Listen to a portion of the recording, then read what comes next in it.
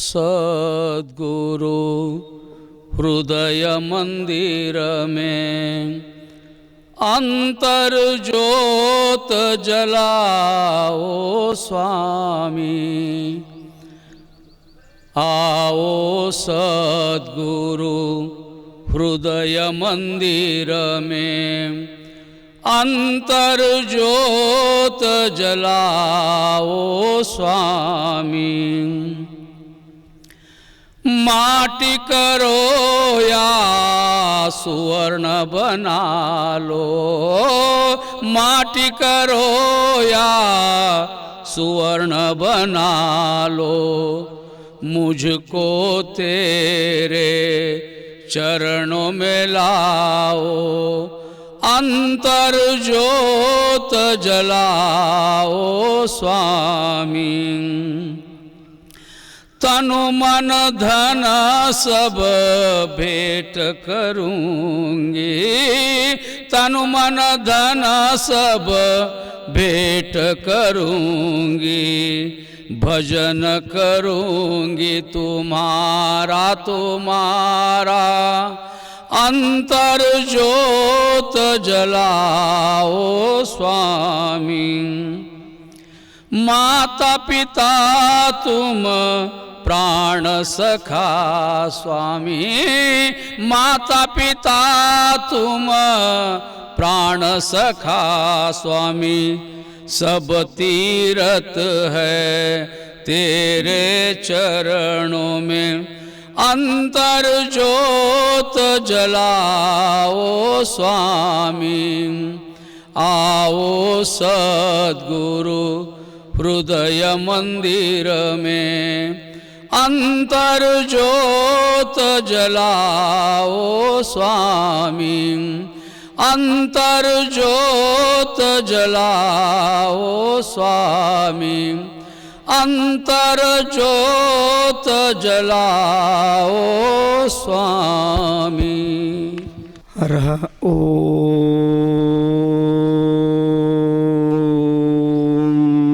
श्री गुरुभ्यो नमः।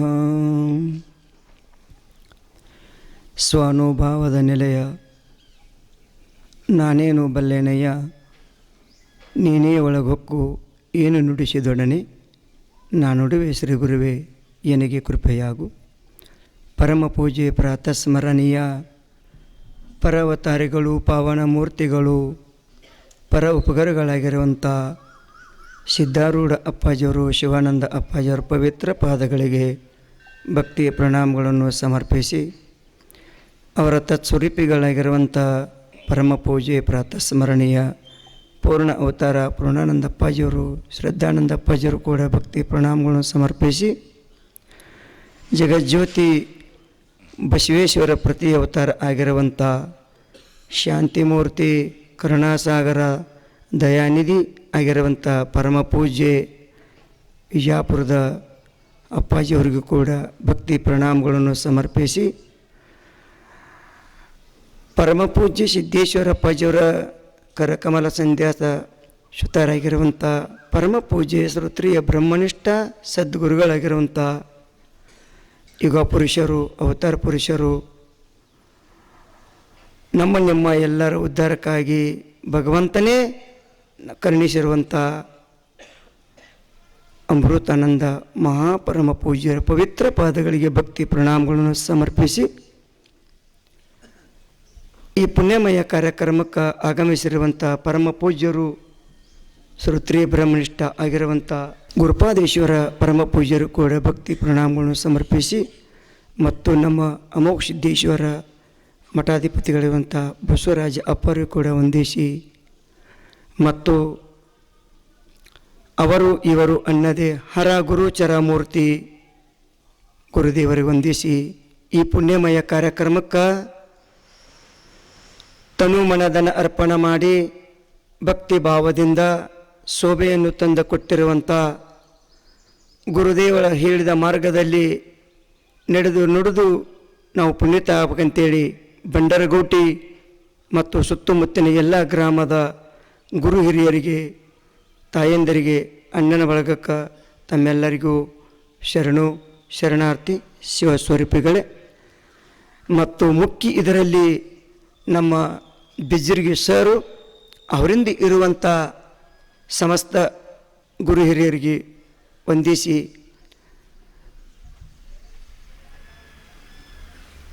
ನಮ್ಮೆಲ್ಲರಿಗೂ ಒಂದು ಮಹಾ ಕನಸಿತ್ತು. ನಮ್ಮೆಲ್ಲರಿಗೂ ಪರಮ ಪೂಜ್ಯರು ಸಿದ್ದೇಶ್ವರ ಅಪ್ಪಾಜಿಯವರು ಎಲ್ಲೆಲ್ಲಿ ಹೆಜ್ಜೆ ಇಟ್ಟಿದ್ದಾರೆ,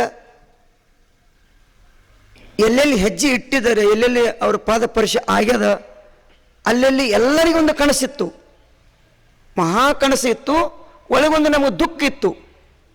ಆ ಕನಸು ಇವತ್ತು ನೆನಸಾಯಿತು. ಆ ದುಃಖ ಇವತ್ತು ನಮ್ಮದು ಪರಿಹಾರ ಆಯಿತು. ಪ್ರತಿ ಪರಮಪೂಜ್ಯ ಸಿದ್ದೇಶ್ವರ ಅಪ್ಪಾಜಿಯವರು ಯಾವ ಮಾರ್ಗದಾಗ ಯಾವ ವಾತಾವರಣ ನಮಗೇನು ಉಣಿಸಿದರು, ಏನು ಉಡಿಸಿದರು, ಅವರಿಷ್ಟು ಎಲ್ಲ ಪ್ರತಿ ಹಳ್ಳಿ ನಮಗೆ ಕಾಣುವಂಥ ಭಾಗ್ಯ ಎಲ್ಲಿ ಬಂತಂದ್ರೆ ಸದ್ಗುರು ಅಮೃತಾನಂದ ಮಹಾಪೂಜ್ಯರ ಅಮೃತವಾಣಿಲಿಂದ ನಮಗೆ ಸಿಕ್ಕಿತು, ರತ್ನ ಸಿಕ್ತು. ಪರಮ ಪೂಜ್ಯರು ಕರುಣಿಸಿದರು. ಗುಪ್ತವಾಗಿ ಅದನ್ನು ಅಂತರಂಗದ ಮುತ್ತು ಇವತ್ತು ಬಂಡರಗೋಟೆಯಲ್ಲಿ ನಮಗೆಲ್ಲರಿಗೆ ಸಿಕ್ತು. ನಾ ಭಾಳ ಹೇಳುವುದಿಲ್ಲ ಪುಣ್ಯಾತಮ್ರೆ, ಬರಬರ ಭಕ್ತಿ ಬರೋದಾಯ್ತು ಅನ್ನುವಂಗ ದಯವಿಟ್ಟು ಯಾರಾದರೂ ಬರುವುದಿಲ್ಲ. ಇನ್ನೊಂದು ಸದ್ಗುರುನಾಥ ಸಿಗುವುದು ಬಹು ದುರ್ಲಾಭ, ಸಿಕ್ಕ ಮೇಲೆ ಬಹು ಲಾಭ. ಏನೇನೇ ಸಿಗ್ತೈತಿ ಜೀವನದಾಗ, ಆದ್ರೆ ನುಡಿದಂತೆ ನಡೆಯೋರು ಯೋಗಿ ಪುರುಷರು, ಆಚಾರ ಉಳ್ಳವರು, ಸಾಕ್ಷಾತ್ ಭಗವಂತನ ಸ್ವರೂಪ ಆದಂಥವ್ರು ನಮಗೆ ಸಿಕ್ಕಿದ್ದಾರೆ. ಇದನ್ನು ಭಾಳ ಜಾಗೃತಿಯಿಂದ ನಾವು ಇದನ್ನು ನಮ್ಮ ಹೃದಯ ಎಂಬ ಕಮಲದಲ್ಲಿ ಬಚ್ಚಿ ಇಟ್ಕೋಬೇಕಂತೇಳಿ ಮತ್ತೆ ನಿಮ್ಮೆಲ್ಲರಿಗೂ ಕೈ ಮುಗಿದು ನಾನು ಗುರುಗಳಿಗೆ ಬೇಡ್ಕೊತೀನಿ. ಬಸವಣ್ಣವರು ನಾವು ನೋಡಿಲ್ಲ, ನುಡಿ ಕಲಿಸಿದ ಬಸವ, ನಡಿ ಕಲಿಸಿದ ಬಸವ, ಉಣ್ಣುವುದು ಕಲಿಸಿದ ಬಸವ, ಉಡುವುದು ಕಲಿಸಿದ ಬಸವ, ಗಳಿಸೋದು ಕಲಿಸಿದ ಬಸವ, ಬಳಸೋದು ಕಲಿಸಿದ ಬಸವ, ಗಳಿಸಿ ಬಳಸಿ ಉಳಿಸಿ ಎಲ್ಲರ ಹೃದಯದಲ್ಲಿ ಜಗಜ್ಯೋತಿಯಾಗಿ ಉಳಿದ ಬಸವ ಅನ್ನುವಂಥ ಮಾತಿನಂಗೆ ಬಸವಣ್ಣವ್ರು ನಾವು ನೋಡಿಲ್ಲ. ಆದರೆ ಬಸವಣ್ಣವರೇ ಪ್ರತಿ ಅವತಾರ ಪರಮ ಪೂಜ್ಯ ಸಿದ್ದೇಶ್ವರ ಅಪ್ಪಾಜಿಯವರು ನಮಗೆಲ್ಲರಿಗೂ ಕಲಿಸಿ ಹೋದರು. ಅಂಥ ಸಿದ್ದೇಶ್ವರ ಅಪ್ಪಾಜಿಯವರು ತತ್ವಜ್ಞಾನವನ್ನು ಅವರ ಆಚಾರ ವಿಚಾರ ಇಡೀ ಕಣದೊಳಗೆ ತಮಗೆ ಅಳವಡಿಸಿಕೊಂಡು ಅವರ ತತ್ವವನ್ನು ತಮ್ಮ ನೆತ್ತಿ ಮೇಲೆ ಹೊತ್ತುಕೊಂಡು ನಿಮ್ಮ ಎಲ್ಲರಿಗೆ ಉದ್ಧಾರಕ್ಕಾಗಿ ಅವತಾರ ಪುರುಷರು ನಮಗೆ ಕರುಣಿಸಿದ್ದರು. ಪರಮ ಪೂಜ್ಯ ಅಮೃತಾನಂದ ಅಪ್ಪಾಜಿಯವ್ರಿಗೆ ಕೂಡ ನಾವು ಮತ್ತೊಮ್ಮೆ ಧನ್ಯವಾದ ಹೇಳಿ, ಅವರು ಯಾವಾಗ ಏನಂತಾರ ಅದಕ್ಕೆ ನಮ್ಮ ಶ್ವಾಸ ಇರುತ್ತಾನ ನಮ್ಮ ಜೀವನ ಮುಡುಪಾಗಿ ಇಡೂನು. ಇಂಥ ಸೌಭಾಗ್ಯ ಕಾರ್ಯಕ್ರಮ ನಡೀಲಿ, ಇನ್ನಿಷ್ಟು ಚಂದ ನಾವು ಕೂಡ ಬರ್ತೀವಿ. ಅಪ್ಪಾಜಿಯವರು ಅಷ್ಟ ಆಗಲಿಕ್ಕಂದ್ರೂ ಕೂಡ ಸ್ವಲ್ಪ ನಾವು ಮಾಡ್ಕೊತ ಹೋಗುನು. ಇದು ಪ್ರವಚನ ಬಿಟ್ಟುಕೊಳ್ಳೆ ಅಪ್ಪಾಜಿಯವರು ಇರುವಂಥ ಸ್ಥಾನಕ್ಕೆ ಹೋಗುನು, ನಮ್ಮದೆಲ್ಲ ಸುಖ ದುಃಖ ಹಂಚ್ಕೊನು, ಅವ್ರು ಕೂಡ ಉಣ್ಣುನು. ಮತ್ತು ಸಾಯಂಕಾಲ ಎಲ್ಲ ನಮ್ಮದು ಶಾಲೆ ಮಕ್ಕಳನ್ನ ಎಲ್ಲ ಹಿರಿಯರು ಎಲ್ಲರೂ ಕೂಡಿ ಒಂದು ವಿಷಯ ಇಡುನು. ಅಪ್ಪಾಜಿಯವರು ನಮಗೊಂದು ವಿಷಯ ಇಡ್ತಿದ್ರು. ಪರಮ ಪೂಜ್ಯ ಅಮೃತಾನಂದ ಅಪ್ಪಾಜಿಯವರು, ನಮ್ಮ ಬಸವರಾಜ ಅಪ್ಪಾಜಿಯವರು, ಆ ಬಸವರಾಜ ಅಪ್ಪಾಜಿಯವರು ಎಲ್ಲರೂ ಏನು ಹೇಳುನು ಅದು ದುಃಖ ಕೆಲವೊಬ್ಬರಿಗೆ ಎಲ್ಲರಿಗೆ ಗೊತ್ತಾಗೋದಿಲ್ಲ. ಯಾರು ತಾಯಿ ಕಳ್ಕೊಂಡಿರ್ತಾರ ಆ ತಾಯಿ ದುಃಖ ಅವ್ರಿಗೆ ಗೊತ್ತಿರ್ತೈತಿ. ಯಾವ ಒಬ್ಬ ಗುರುವಿನ ಕಳ್ಕೊಂಡಿರ್ತಾನ ಆ ದುಃಖ ಶಿಷ್ಯನಿಗೆ ಗೊತ್ತಾಕಿರ್ತೈತಿ. ಭಾಳ ಹೇಳುದಿಲ್ಲ. ಯಾರ್ಯಾರು ವಸ್ತು ಏನು ಕಳ್ಕೊಂಡವ್ರಿಗೆ ಮಾತ್ರ ಗೊತ್ತಿರ್ತೈತಿ, ಅದು ಅನ್ಯರಿಗೆ ಗೊತ್ತಾಗೋದಿಲ್ಲ. ಅದಕ್ಕೆ ದಯವಿಟ್ಟು ಸಾಯಂಕಾಲ ಒಂದು ವಿಷಯ ಇಡೋನು. ಆ ವಿಷಯದ ಬಗ್ಗೆ ಅಪ್ಪವ್ರು ಏನು ಹೇಳ್ತಾರೆ ಆ ವಿಷಯದ ಬಗ್ಗೆ ನಾವೆಲ್ಲರೂ ಚರ್ಚೆ ಮಾಡೋನು. ಆದರೂ ನಮ್ಮ ಸಿದ್ದೇಶ್ವರ ಅಪ್ಪಾಜಿಯವರು ತತ್ವ ಸ್ವರೂಪದಾಗ ಅಮೃತಾನಂದಪ್ಪರು ಅಲೆದಾಡ್ಕೊಂತ ಅವರು ಆನಂದ ಪಡೀಲಿ, ಅವ್ರ ಕೃಪಾ ನಮ್ಮ ಆಶೀರ್ವಾದ ಮತ್ತಿಷ್ಟ ಆಗಲಿ, ಅದನ್ನ ವಿಷಯ ನಾವು ನಡೆಸುವಂತ ಹೋಗೋನು ಅನ್ನುವಂಥ ಇವೆರಡು ಮಾತು ಸದ್ಗುರುನಾಥನ ಪಾದಕ್ಕೆ ಅರ್ಪಣ. ಜಯ ಮಂಗಲಂ ಜಯ ನಮ ಪಾರ್ವತೇ ಶಿವ ಹರ ಹರ. ಧ್ವನಿನೇ ಬರಲ್ದು, ಕುತ್ತಿಗೆ ಬಿದ್ದಂಗೆ ಅಲಾಗತ್ತೆ. ಮಲ್ಲಿಕಾರ್ಜುನ ಶಿವಯೋಗಿ ಮಹಾರಾಜ್ ಕಿ, ಸಿದ್ದೇಶ್ವರ ಮಹಾಸ್ವಾಮಿ ಮಹಾರಾಜ್ ಕಿ, ಮಹಾಸಿದ್ದೇಶ್ವರ ಮಹಾರಾಜ್ ಕಿ, ಜಗಜ್ಯೋತಿ ಬಸವೇಶ್ವರ ಮಹಾರಾಜ್ ಕಿ, सकल साधु संत महाराज की, ಜಯ ಜಯ ನಮ ಪಾರ್ವತೇ ಪತೆ ಶಿವ ಹರ ಹರ ಮಹಾದೇವ. ಸದ್ಗುರು ದೇವನನ್ನು ಹೃದಯ ಮಂದಿರದಲ್ಲಿ ಧ್ಯಾನಿಸಿ, ದೇಶ ವಿದೇಶಗಳಲ್ಲಿ ಜ್ಞಾನದ ಸುಧೆಯನ್ನೇ ಹರಿಸಿರ್ತಕ್ಕಂಥ ಜ್ಞಾನಯೋಗಿ ಸಿದ್ದೇಶ್ವರ ಮಹಾಸ್ವಾಮಿಗಳವರ ಪವಿತ್ರ ಅಡಿದಾವರಗಳಲ್ಲಿ ಕೂಡ ಭಕ್ತಿಯಿಂದ ನಮಸ್ಕರಿಸಿ,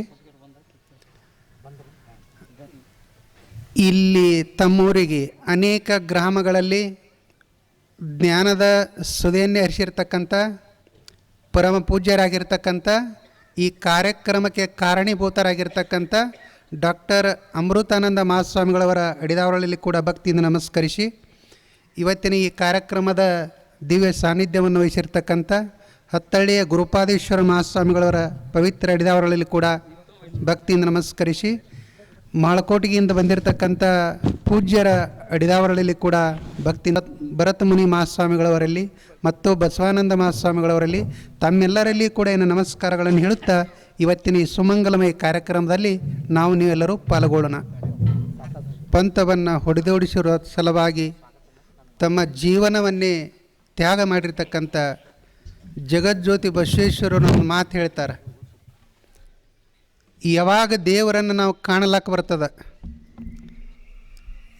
ಯಾವಾಗ ಗುರುವಿನ ಕೃಪಾ ನಮಗೆ ಆಗ್ತದೆ, ಯಾವ ಸಮಯದೊಳಗೆ ಗುರುವಿನ ಕಡೆ ಹೋದ್ರೆ ಗುರುವಿನ ಕೃಪಾ ನಮಗೆ ಆಗ್ತದೆ, ಯಾವ ಸಮಯದೊಳಗೆ ದೇವ್ರ ಕಡೆ ಹೋದರೆ ದೇವರ ದರ್ಶನ ನಮಗೆ ಆಗ್ತಕ್ಕಂಥ ಅವಕಾಶ ಸಿಗ್ತದೆ.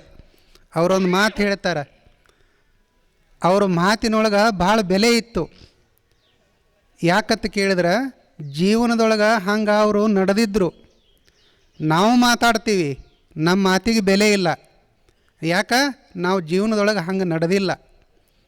ಅದಕ್ಕೆ ಅವ್ರ ಮಾತಿಗೆ ಯಾಕೆ ಬೆಲೆ ಬರ್ತಂತ ಕೇಳಿದ್ರೆ ಅವ್ರ ಜೀವನವನ್ನೇ ಆ ಮಾತಿನ ಹೆಂಗೆ ಆಡ್ತಿದ್ರು ಹಂಗೆ ನಡೆದಿದ್ರು. ಅದಕ್ಕೆ ಅವ್ರು ಒಂದು ಮಾತು ಹೇಳ್ತಾರೆ, ಯಾವ ಸಮಯದೊಳಗೆ ಗುರುವಿನ ಸನ್ನಿಧಾನಕ್ಕೆ ಹೋದ್ರೆ ಗುರುವಿನ ಕೃಪಾ ಮಾಡ್ಕೊಳಕ್ಕೆ ಬರ್ತದೆ, ಯಾವ ಸಮಯದೊಳಗೆ ದೇವರ ಸಮೀಪ ನಾವು ಹೋದ್ರೆ ದೇವ್ರ ಕೃಪಾ ಆಗತಕ್ಕಂಥ ಅವಕಾಶ ಸಿಗ್ತದೆ. ಅದಕ್ಕೆ ಅವ್ರು ಹೇಳ್ತಾರೆ, ನೆರೆ ಕೆನ್ನೆಗೆ ತೆರೆಗಲ್ಲಕ್ಕೆ ಶರೀರ ಗೂಡು ಹೋಗದ ಮುನ್ನ ಹಲ್ಲು ಹೋಗಿ ಬೆನ್ನು ಬಾಗಿ ಅನ್ಯರಿಗೆ ಹಂಗಾಗದ ಮುನ್ನ ಕಾಲ ಮೇಲೆ ಕೈಯ ನೂರಿ ಕೋಲು ಹಿಡಿಯದ ಮುನ್ನ ಮುಪ್ಪಿಂದೊಪ್ಪ ಒಳಿಯದ ಮುನ್ನ ಮೃತ್ತು ಮುಟ್ಟದ ಮುನ್ನ ಪೂಜಿಸು ನಮ್ಮ ಕೂಡಲ ಸಂಗಮ ದೇವನ. ಅವ್ರು ಹೇಳ್ತಾರೆ, ನೆರೆ ಕೆನ್ನೆಗೆ ತೆರೆಗಲ್ಲಕ್ಕೆ ಶರೀರ ಗೂಡು ಹೋಗದ ಮುನ್ನ. ನೀವು ಒಬ್ಬಕ್ಕೆ ಹೆಣ್ಮಗಳದಾಳ ನಿಮ್ಮ ಮನೆಯೊಳಗೆ ಲಗ್ನ ಮಾಡಿ ಕೊಡ್ಬೇಕಾದ್ರೆ ಅದಕ್ಕೆ ಒಂದು ವಯಸ್ಸತ್ತಿರ್ತದೆ. ಹೆಂಗೆ ಆ ಹೆಣ್ಣು ಮಗಳನ್ನು ಒಂದು ಮನೆಗೆ ಕೊಟ್ಟು ಮದುವೆ ಮಾಡಿ ಕೊಡ್ಬೇಕಾದ್ರೆ ಸಹಿತ ಹೆಂಗೆ ಒಂದು ಯೋಗ್ಯ ಸಮಯದೊಳಗೆ ಮದುವೆ ಮಾಡಿ ಕೊಡ್ತೀರಿಲ್ಲ. ಈಗ ಒಂದು 22-23 ವಯಸ್ಸಿನೊಳಗೆ ಮದುವೆ ಮಾಡಿ ಕೊಡ್ಬೇಕಾಗ್ತದೆ. 50-60 ವಯಸ್ಸಿಗೆ ಏನ್ರಿ ಮದುವೆ ಮಾಡಿ ಕೊಡ್ತೀರೇನು? ಆಗೋದಿಲ್ಲ. ನಮ್ಮದು ಹೆಂಗಾಗ್ಯದ, ಬಹಳ ಮಂದಿ ಡಾಕ್ಟರ್ ಅಮೃತಾನಂದ ಮಹಾಸ್ವಾಮಿಗಳು ಬಂಡ್ರಕೋಟಿಗೆ ಬಂದಾರಂದ್ರೆ ಪ್ರವಚನಕ್ಕೆ ಬರ್ರಿ ಅಂದ್ರೆ ಭಾಳ ಮಂದಿ ನಿಂತಿರ್ತಾರೆ. ಈಗೇನು ಮಾಡೋದು, ಅದು ಮುಂದೆ ವಯಸ್ಸಾದಿಂದ ನೋಡೋದತ್ತು. ಸಣ್ಣ ವಯಸ್ಸದವ್ರ ಮಕ್ಕಳನ್ನು ಭಾಳ ಬರೋದಿಲ್ಲ ಇಲ್ಲಿ. ಆದ್ರೆ ಅವ್ರದ್ದು ಅವಶ್ಯ ಅದ. ಈಗ ಬಾಯಾಗ ಹಲ್ಲು ಬಿದ್ದಾವ, ಗುರುಗಳು ಉಪದೇಶ ಕೊಟ್ಟರು, ದೇವ್ರ ನಾಮಸ್ಮರಣೆ ಮಾಡಂದ್ರೆ ಶಬ್ದ ಸ್ವಚ್ಛ ಬರ್ತಾವನ್ರಿ? ಶಬ್ದ ಸ್ವಚ್ಛ ಬರೋದಿಲ್ಲ. ಹಂಗೆ ಪ್ರತಿಯೊಂದಕ್ಕೆ ಸಹಿತ ಅದಕ್ಕೆ ಬಸವಣ್ಣವ್ರು ಹೇಳ್ತಾರೆ, ನೆರೆ ಕೆನ್ನೆಗೆ ತೆರೆಗಲ್ಲಕ್ಕೆ ಶರೀರ ಗೂಡು ಹೋಗದ ಮುನ್ನ ಹಲ್ಲು ಹೋಗಿ ಬೆನ್ನು ಬಾಗಿ ಅನ್ಯರಿಗೆ ಹಂಗಾಗದ ಮುನ್ನ ಕಾಲ ಮೇಲೆ ಕೈಯ ನೂರಿ ಕೋಲು ಹಿಡಿಯದ ಮುನ್ನ ಮುಪ್ಪಿಂದೊಪ್ಪ ಒಳಿಯದ ಮುನ್ನ ಮೃತ್ತು ಮುಟ್ಟದ ಮುನ್ನ ಪೂಜಿಸು ನಮ್ಮ ಕೂಡಲ ಸಂಗಮ ದೇವನ. ಇವತ್ತು ನಿಮಗೆ ಉದಾಹರಣೆ ಕೊಡಬೇಕಾಗಿತ್ತಂದ್ರೆ, ನೀವು ಪ್ರತ್ಯಕ್ಷ ಉದಾಹರಣೆ ಕೊಡಬೇಕಾಗಿತ್ತಂದ್ರೆ, ಡಾಕ್ಟರ್ ಅಮೃತಾನಂದ ಮಹಾಸ್ವಾಮಿಗಳವರು ಏನದಾರಲ್ಲ, ಅವರು ಆಶ್ರಮಕ್ಕೆ ಅಲ್ಲಿ ಬಂದಾಗ ಆ ಸಮಯದೊಳಗೆ ನಾವು ಇದ್ದೆವು. ಭಾಳ ಸಣ್ಣ ವಯಸ್ಸದೊಳಗೆ ಅವರು ಬಂದರು. ಅವರಲ್ಲಿ ಇಂಥ ಅಪಾರವಾಗಿರ್ತಕ್ಕಂಥ ಜ್ಞಾನ, ಏನು ದೊಡ್ಡಪ್ಪಗಳು ಏನು ನಡೆದಾರಲ್ಲ, ಅವ್ರು ಏನು ನಡೆದಾರ, ಅವ್ರು ಏನು ನುಡ್ದಾರ, ಅದೆಲ್ಲ ಇವರಲ್ಲಿ ಅದು ಮೂಡಬೇಕಾಗಿತ್ತಂದ್ರೆ ಅವರು 16-15ನೇ ವಯಸ್ಸಿನೊಳಗೆ ಬಂದಾರ ಆಶ್ರಮಕ್ಕೆ. ಏನು ಹೇಳ್ತಾರೆ ಬಸವಣ್ಣವ್ರು, ಹಂಗೆ ಅದಕ್ಕೆ ಅವರಲ್ಲಿ ಇಂಥ ಅಪಾರವಾಗಿರ್ತಕ್ಕಂಥ ಜ್ಞಾನ. ಇಂಥ ತಿಳುವಳಿಕೆ, ಇಂಥ ಪ್ರಜ್ಞೆ. ಅದಕ್ಕೆ ಬಸವಣ್ಣವ್ರು ಹೇಳ್ದಂಗೆ ಹ್ಯಾಂಗೆ ಒಂದು ಯೋಗ್ಯ ಸಮಯ ಇರ್ತದೆ. ಒಂದು ದೇವರನ್ನು ಕಾಣಬೇಕಾದ್ರೆ ಸಹಿತ ಎಷ್ಟೋ ಮಂದಿ ಸಂತರಾಗಿ ಹೋದರು. ಅವರು ಎಲ್ಲ ಸಹಿತ ಪೂರ್ಣ ತಮ್ಮ ಜೀವನನೇ ಸಣ್ಣ ವಯಸ್ಸೊಳಗೆ ಅದರಿಗೆ ತೆವ್ದು ಈಗ ನೋಡ್ರಿ, ಮಟ್ಟಿ ಭಾರಿ ಇರ್ತದೆ. ಮಟ್ಟಿ ಭಾರಿ ಮೇಲೆ ಮಟ್ಟಿ ಹಿಂಗೆ ಜಗಬೇಕಾದ್ರೆ ಆಗಿನ ಕಾಲದಾಗ ಕೆಲವು ಮಂದಿಗೆ ಮಟ್ಟಿ ಅನ್ನೋದು ಗೊತ್ತಿಲ್ಲ. ನಾವು ಸ್ವಲ್ಪ ನೋಡೀವಿ. ಆ ಕಲ್ಲು ಇರ್ತದೆ, ಹಿಂಗೆ ಒಂದು ದೊಡ್ಡ ಕಲ್ಲು ಹಾಕಿರ್ತಾರೆ. ಆ ಕಲ್ಲಿನ ಮೇಲೆ ಮಟ್ಟಿದೊಂದು ಹಗ್ಗ ಎಳಿತಿರ್ತದೆ. ಕ್ರಮೇಣ ಎಳೆದು ಅದ್ರ ಮೇಲೆ ಗೀರು ಮೂಡ್ತದೆ. ಹಗ್ಗ ಮೃದುವ, ಕಲ್ಲ ಕಠಿಣ. ಹಗ್ಗ ಮೃದು ಇರ್ತದೆ, ಕಲ್ಲು ಕಠಿಣ ಇರ್ತದೆ. ಹಂಗೆ ನಾವು ಯಾವ ಸಮಯದೊಳಗೆ ಗುರುವಿನ ಕಡೆ ಬಂದ್ರೆ ಅವ್ರದ್ದು ಹೇಳಿರ್ತಕ್ಕಂಥ ಉಪದೇಶ ಹೆಂಗಂತ ಕೇಳಿದ್ರೆ ನಮ್ಮ ಮನಸ್ಸು ಎಷ್ಟೇ ಕಲ್ಲಿರಲಿ, ಅವ್ರ ಉಪದೇಶ ಪರಗಳ ಮಾತುಗಳು ಏನೇನು ಮಾಡ್ತಾವಂದ್ರೆ ಮೇಲಿಂದ ಮೇಲೆ ನಮ್ಮೊಳಗೆ ಬಿದ್ದು ಅಂದ್ರೆ ನಮ್ಮ ಮನಸ್ಸು ಕಲ್ಲು ಅನ್ನೋದು ಮೃದು ಆಗ್ತದೆ, ಕಲ್ಲಿನ ಮೇಲೆ ಅಕ್ಷರ ಮೂಡ್ತದೆ. ಯಾಕೆ ನಾವು ಅಪ್ಪವರು ದೊಡ್ಡಪ್ಪವರು ಸಹಿತ ಈ ಮುಂಜಾನೆ ಸಮಯದೊಳಗೆ ಪ್ರವಚನ ಯಾಕೆ ಇಟ್ಕೊಂಡ್ರ ಅಂತ ಕೇಳಿದ್ರೆ, ಈಗ ನಾವೆಲ್ಲ ರಾತ್ರಿ ಮಲ್ಕೊಂಡಿರ್ತೀವಿ, ಸ್ವಚ್ಛ ಎಲ್ಲ ಮರೆತು ಮಲ್ಕೊಂಡಿರ್ತೀವಿ. ಹೊತ್ತು ತೊಗೊಂಡದ್ರಾಗ ನಮ್ಮ ಪಾಠ ಎಲ್ಲ ಸ್ವಚ್ಛ ಆಗಿರ್ತದೆ, ಗೊತ್ತಾಗ್ತದಲ್ಲ. ಚೆಂತಕ ಏನಾರ ಅದು ಇದು ವ್ಯಾಪಾರ ಮಾಡಿ ಅದು ಮಾಡಿ ಹೊಲಕ್ಕೆ ಹೋಗಿ ಮನೆಗೆ ಬಂದು ಏನೇನೋ ಇದೆಲ್ಲ ತಲೆಯಾಗ ಮೊದಲು ಸಂಜೆ ಮಾಡಿ ಇರ್ತದೆ. ಅದೆಲ್ಲ ಮಲ್ಕೊಂಡ ಮೇಲೆ ಮರ್ತಿರ್ತೀವಿ. ಈಗ ಮಕ್ಕಳಿಗೆ ಸಾಲಿಗೆ ಕಲಿಸ್ತೀವಿ, ಅದು ಸ್ವಚ್ಛ ಪಾಠ ಇತ್ತಂದ್ರೆ ಅಕ್ಷರ ಚಂದ ಮೂಡ್ತಾವ, ಗೊತ್ತಾಗ್ತದಲ್ಲ. ಸ್ವಚ್ಛ ಪಾಠ ಇತ್ತಂದ್ರೆ ಅಕ್ಷರ ಚಂದ ಮೂಡ್ತಾವ, ಅದ್ರ ಜ್ಞಾನ ಮಕ್ಕಳಿಗೆ ಆಗ್ತದ. ಹಂಗೆ ನಮ್ಮ ಮನಸ್ಸು ಅಂತಕ್ಕಂಥ ಒಂದು ಪಾಠ ಇದ್ದಂಗೆ,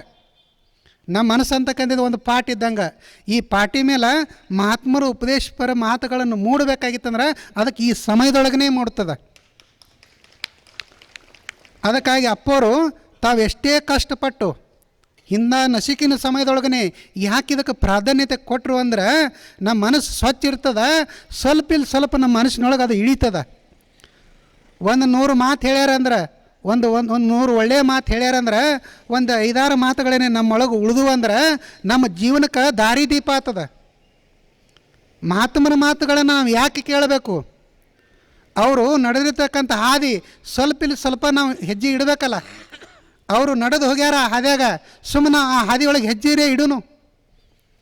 ಈ ಜನ್ಮಂತ ಏನು ಬಂದದಲ್ಲ, ಈ ಜನ್ಮದಾಗ ಸ್ವಲ್ಪ ನಾವು ಹೆಜ್ಜೆ ಇಟ್ಟೇವಂದ್ರೆ ಮುಂದಿನ ಜನ್ಮದಾರು ಹೋಗಿ ಮುಟ್ತೀವಿ ಆ ಹಾದಿಗೆ. ನಾವು ಈ ಹಾದಿಯೊಳಗೆ ಇರಲಿಲ್ಲ ಅಂದ್ರೆ ನಾವು ಇನ್ನು ಮುಂದೆ ಮುಟ್ಟುವುದು ಯಾವಾಗ? ಅದಕ್ಕೆ ಬಸವಣ್ಣವ್ರು ಹೇಳ್ತಾರೆ, ನೆರೆ ಕೆನ್ನೆಗೆ ತೆರೆಗಲ್ಲಕ್ಕೆ ಶರೀರ ಗೂಡು ಹೋಗದ ಮುನ್ನ, ಹಲ್ಲು ಹೋಗಿ ಬೆನ್ನು ಬಾಗಿ ಅನ್ಯರಿಗೆ ಹಂಗಾಗದ ಮುನ್ನ, ಕಾಲ ಮೇಲೆ ಕೈಯನೂರಿ ಕೋಲು ಹಿಡಿಯದ ಮುನ್ನ, ಮುಪ್ಪಿಂದೊಪ್ಪ ಹೊಡೆಯದ ಮುನ್ನ, ಮೃತ್ತು ಮುಟ್ಟದ ಮುನ್ನ. ಕೊನೆಗೊಂದು ಮಾತು ಹೇಳಿದ್ರು, ಮೃತ್ತು ಮುಟ್ಟದ ಮುನ್ನ. ಮೃತ್ತು ಒಂದು ಸಾವು ಬರೋಕ್ಕಿಂತ ಮೊದಲ. ಅದಕ್ಕೆ ಹೇಳ್ತಾರೆ, ಒಬ್ಬರು ಶ್ರೀಮಂತ, ಅವ ಕೊನೆ ಕ್ಷಣದೊಳಗಿದ್ದ. ಈ ಕಡೆ ಎಳೆನಿಂಬರಿ ಹಾದಿಗೆ ಹೊಲ ಇತ್ತು, ಹಿಂಗೆ ಸುತ್ತ ಕಡೆ ಅವ್ರದ್ದು ಹೊಲ ಇತ್ತು, ವಯಸ್ಸಾಗಿತ್ತು, ಹಾಸಿಗೆ ಮೇಲೆ ಮಲ್ಕೊಂಡಿದ್ದ. ಅವಾಗ ಬೀಗರು ಬಿದ್ದರು ಬಿದ್ದವರು ಇರ್ತಾರಲ್ರಿ, ಯಾವಾಗ ಮಾತು ಕೊಟ್ಟಾಗಿರ್ತಾವೆ ಅವಾಗ ಮಾತಾಡ್ಸ್ಲಕ್ಕೆ ಬರ್ತಾರೆ. ಇದ್ದಾಗ ಒಬ್ಬರು ಮಾತಾಡ್ಸೋದಿಲ್ಲ, ಮಾತು ಚಲೋ ಇದ್ದಾಗ ಯಾರೂ ಮಾತಾಡ್ಸೋದಿಲ್ಲ. ನೋಡ್ರಿ ನೀವು, ಎಲ್ಲ ಮಾತು ಕಟ್ಟಾಗಿರ್ತಲ್ಲ ಅವಾಗ ಮಾತಾಡ್ಸ್ಲಕ್ಕೆ ಬರ್ತಿರ್ತಾರೆ. ಹೀಗೆಲ್ಲ ಇದ್ದವರು ಬಿದ್ದವರು ಬೀಗರು ಬಿದ್ದರು ಬಂದು ಹೊಂಟಿದ್ರು. ಕೊನೆಗೆ ಸ್ಟೇಜ್ ಇತ್ತು, ಹಾಸಿಗೆ ಮೇಲೆ ಮಲ್ಕೊಂಡಿದ್ದ. ಅವಾಗ ಹಿಂಗೆ ಎಳಿನಿಂಬರಿಗೆ ಏನಾದಲ್ಲ, ಈ ಕಡೆದ ಒಂದು ಹೊಲ ಇತ್ತು. ಅವಾಗ ಅವನು ಬರ್ತಿದ್ದ, ಮಗನಿಗೆ ಅಂತಿದ್ದ, ಆ ಹೊಲ ಹರಗದೇನೋ ಅಂತ ಹಿಂಗೆ ಅಂತಿದ್ದ ಅನ್ನೋದ್ರಾಗ ಪ್ರಾಣ ಹೋಯ್ತು. ಮತ್ತು ಹಿಂಗೆ ಅಂದ್ಕೊಂಡು ನಾವು ಹೋಗಾಗೆ ಅಂದಿರಿ, ಹಿಂಗೆ ಮತ್ತು ನಾವು ಹೋಗಾಗೆ ಮಾಡಿದ್ರೆ ನಡೀತದೆ ಅಂದಿರಿ. ಮತ್ತು ಇಲ್ಲ, ಅವ್ರು ಉದಾಹರಣೆ ಕೊಟ್ಟರೆ ಕೊನೆಗೆ ಅವಾಗರೇ. ಅದಕ್ಕೆ ಹರ ಅಂತಕ್ಕಂಥ ಶಬ್ದ ಏನು ಬರ್ತಲ್ಲ, ಬರೀ ಹರ. ಅವಾಗ ಇವಾಗ ಯಮದೂತರು ಬಂದರು, ಶಿವದೂತರು ಬಂದ್ರತ್ತಲ್ಲಿ. ಅವರು ಶಿವದೂತರು ಬಂದರು, ಅವ್ರು ಒಯ್ಲಾಕ್ಕೆ ಬಂದರು. ಯಮದೂತರು ಬಂದು ಅವರು ಒಯ್ಲಾಕ್ಕೆ ಬಂದಿದ್ದರು. ಅವಾಗ ಇವರಿಬ್ಬರು ಕಚ್ಚಾಡ್ಲಕತ್ರು. ನಮ್ಮ ಪೇಷಂಟ್ ಅದ, ನಮ್ಮ ಗಿರಾಕಿ ಅದ, ನಾವು ಐತಿವತ್ತ ಯಮದೂತರು.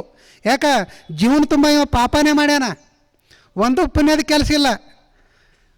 10ಕ್ಕೆ 90 ರೂಪಾಯಿ ಬಡ್ಡಿ 100ಕ್ಕೆ 50 ರೂಪಾಯಿ ಬಡ್ಡಿ ತೊಗೊಳಣ. ಇಟ್ಟೆಲ್ಲ ಸುತ್ತಮುತ್ತ ಹೊಲ ಗಳಿಸ್ಬೇಕಾದ್ರೆ ಇವ್ನು ಸುಮ್ಮ ಕಳಿಸಿಲ್ಲ. ಎಷ್ಟೋ ಮಂದಿ ಬಡವ್ರು ರಕ್ತ ಹೀರಿ ಗಳಿಸ್ಯಾನ.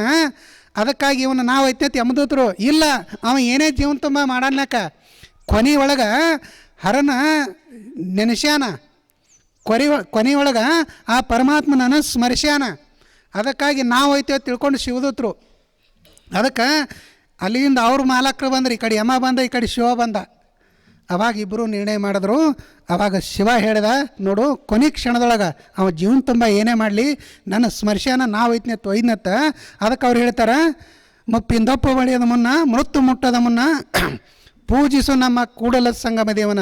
ಮತ್ತು ನೀವೆಲ್ಲರೂ ಹಾಗೆ ಮಾಡಿರಿ, ಹಂಗೆ ಮಾಡಬೇಡ್ರಿ.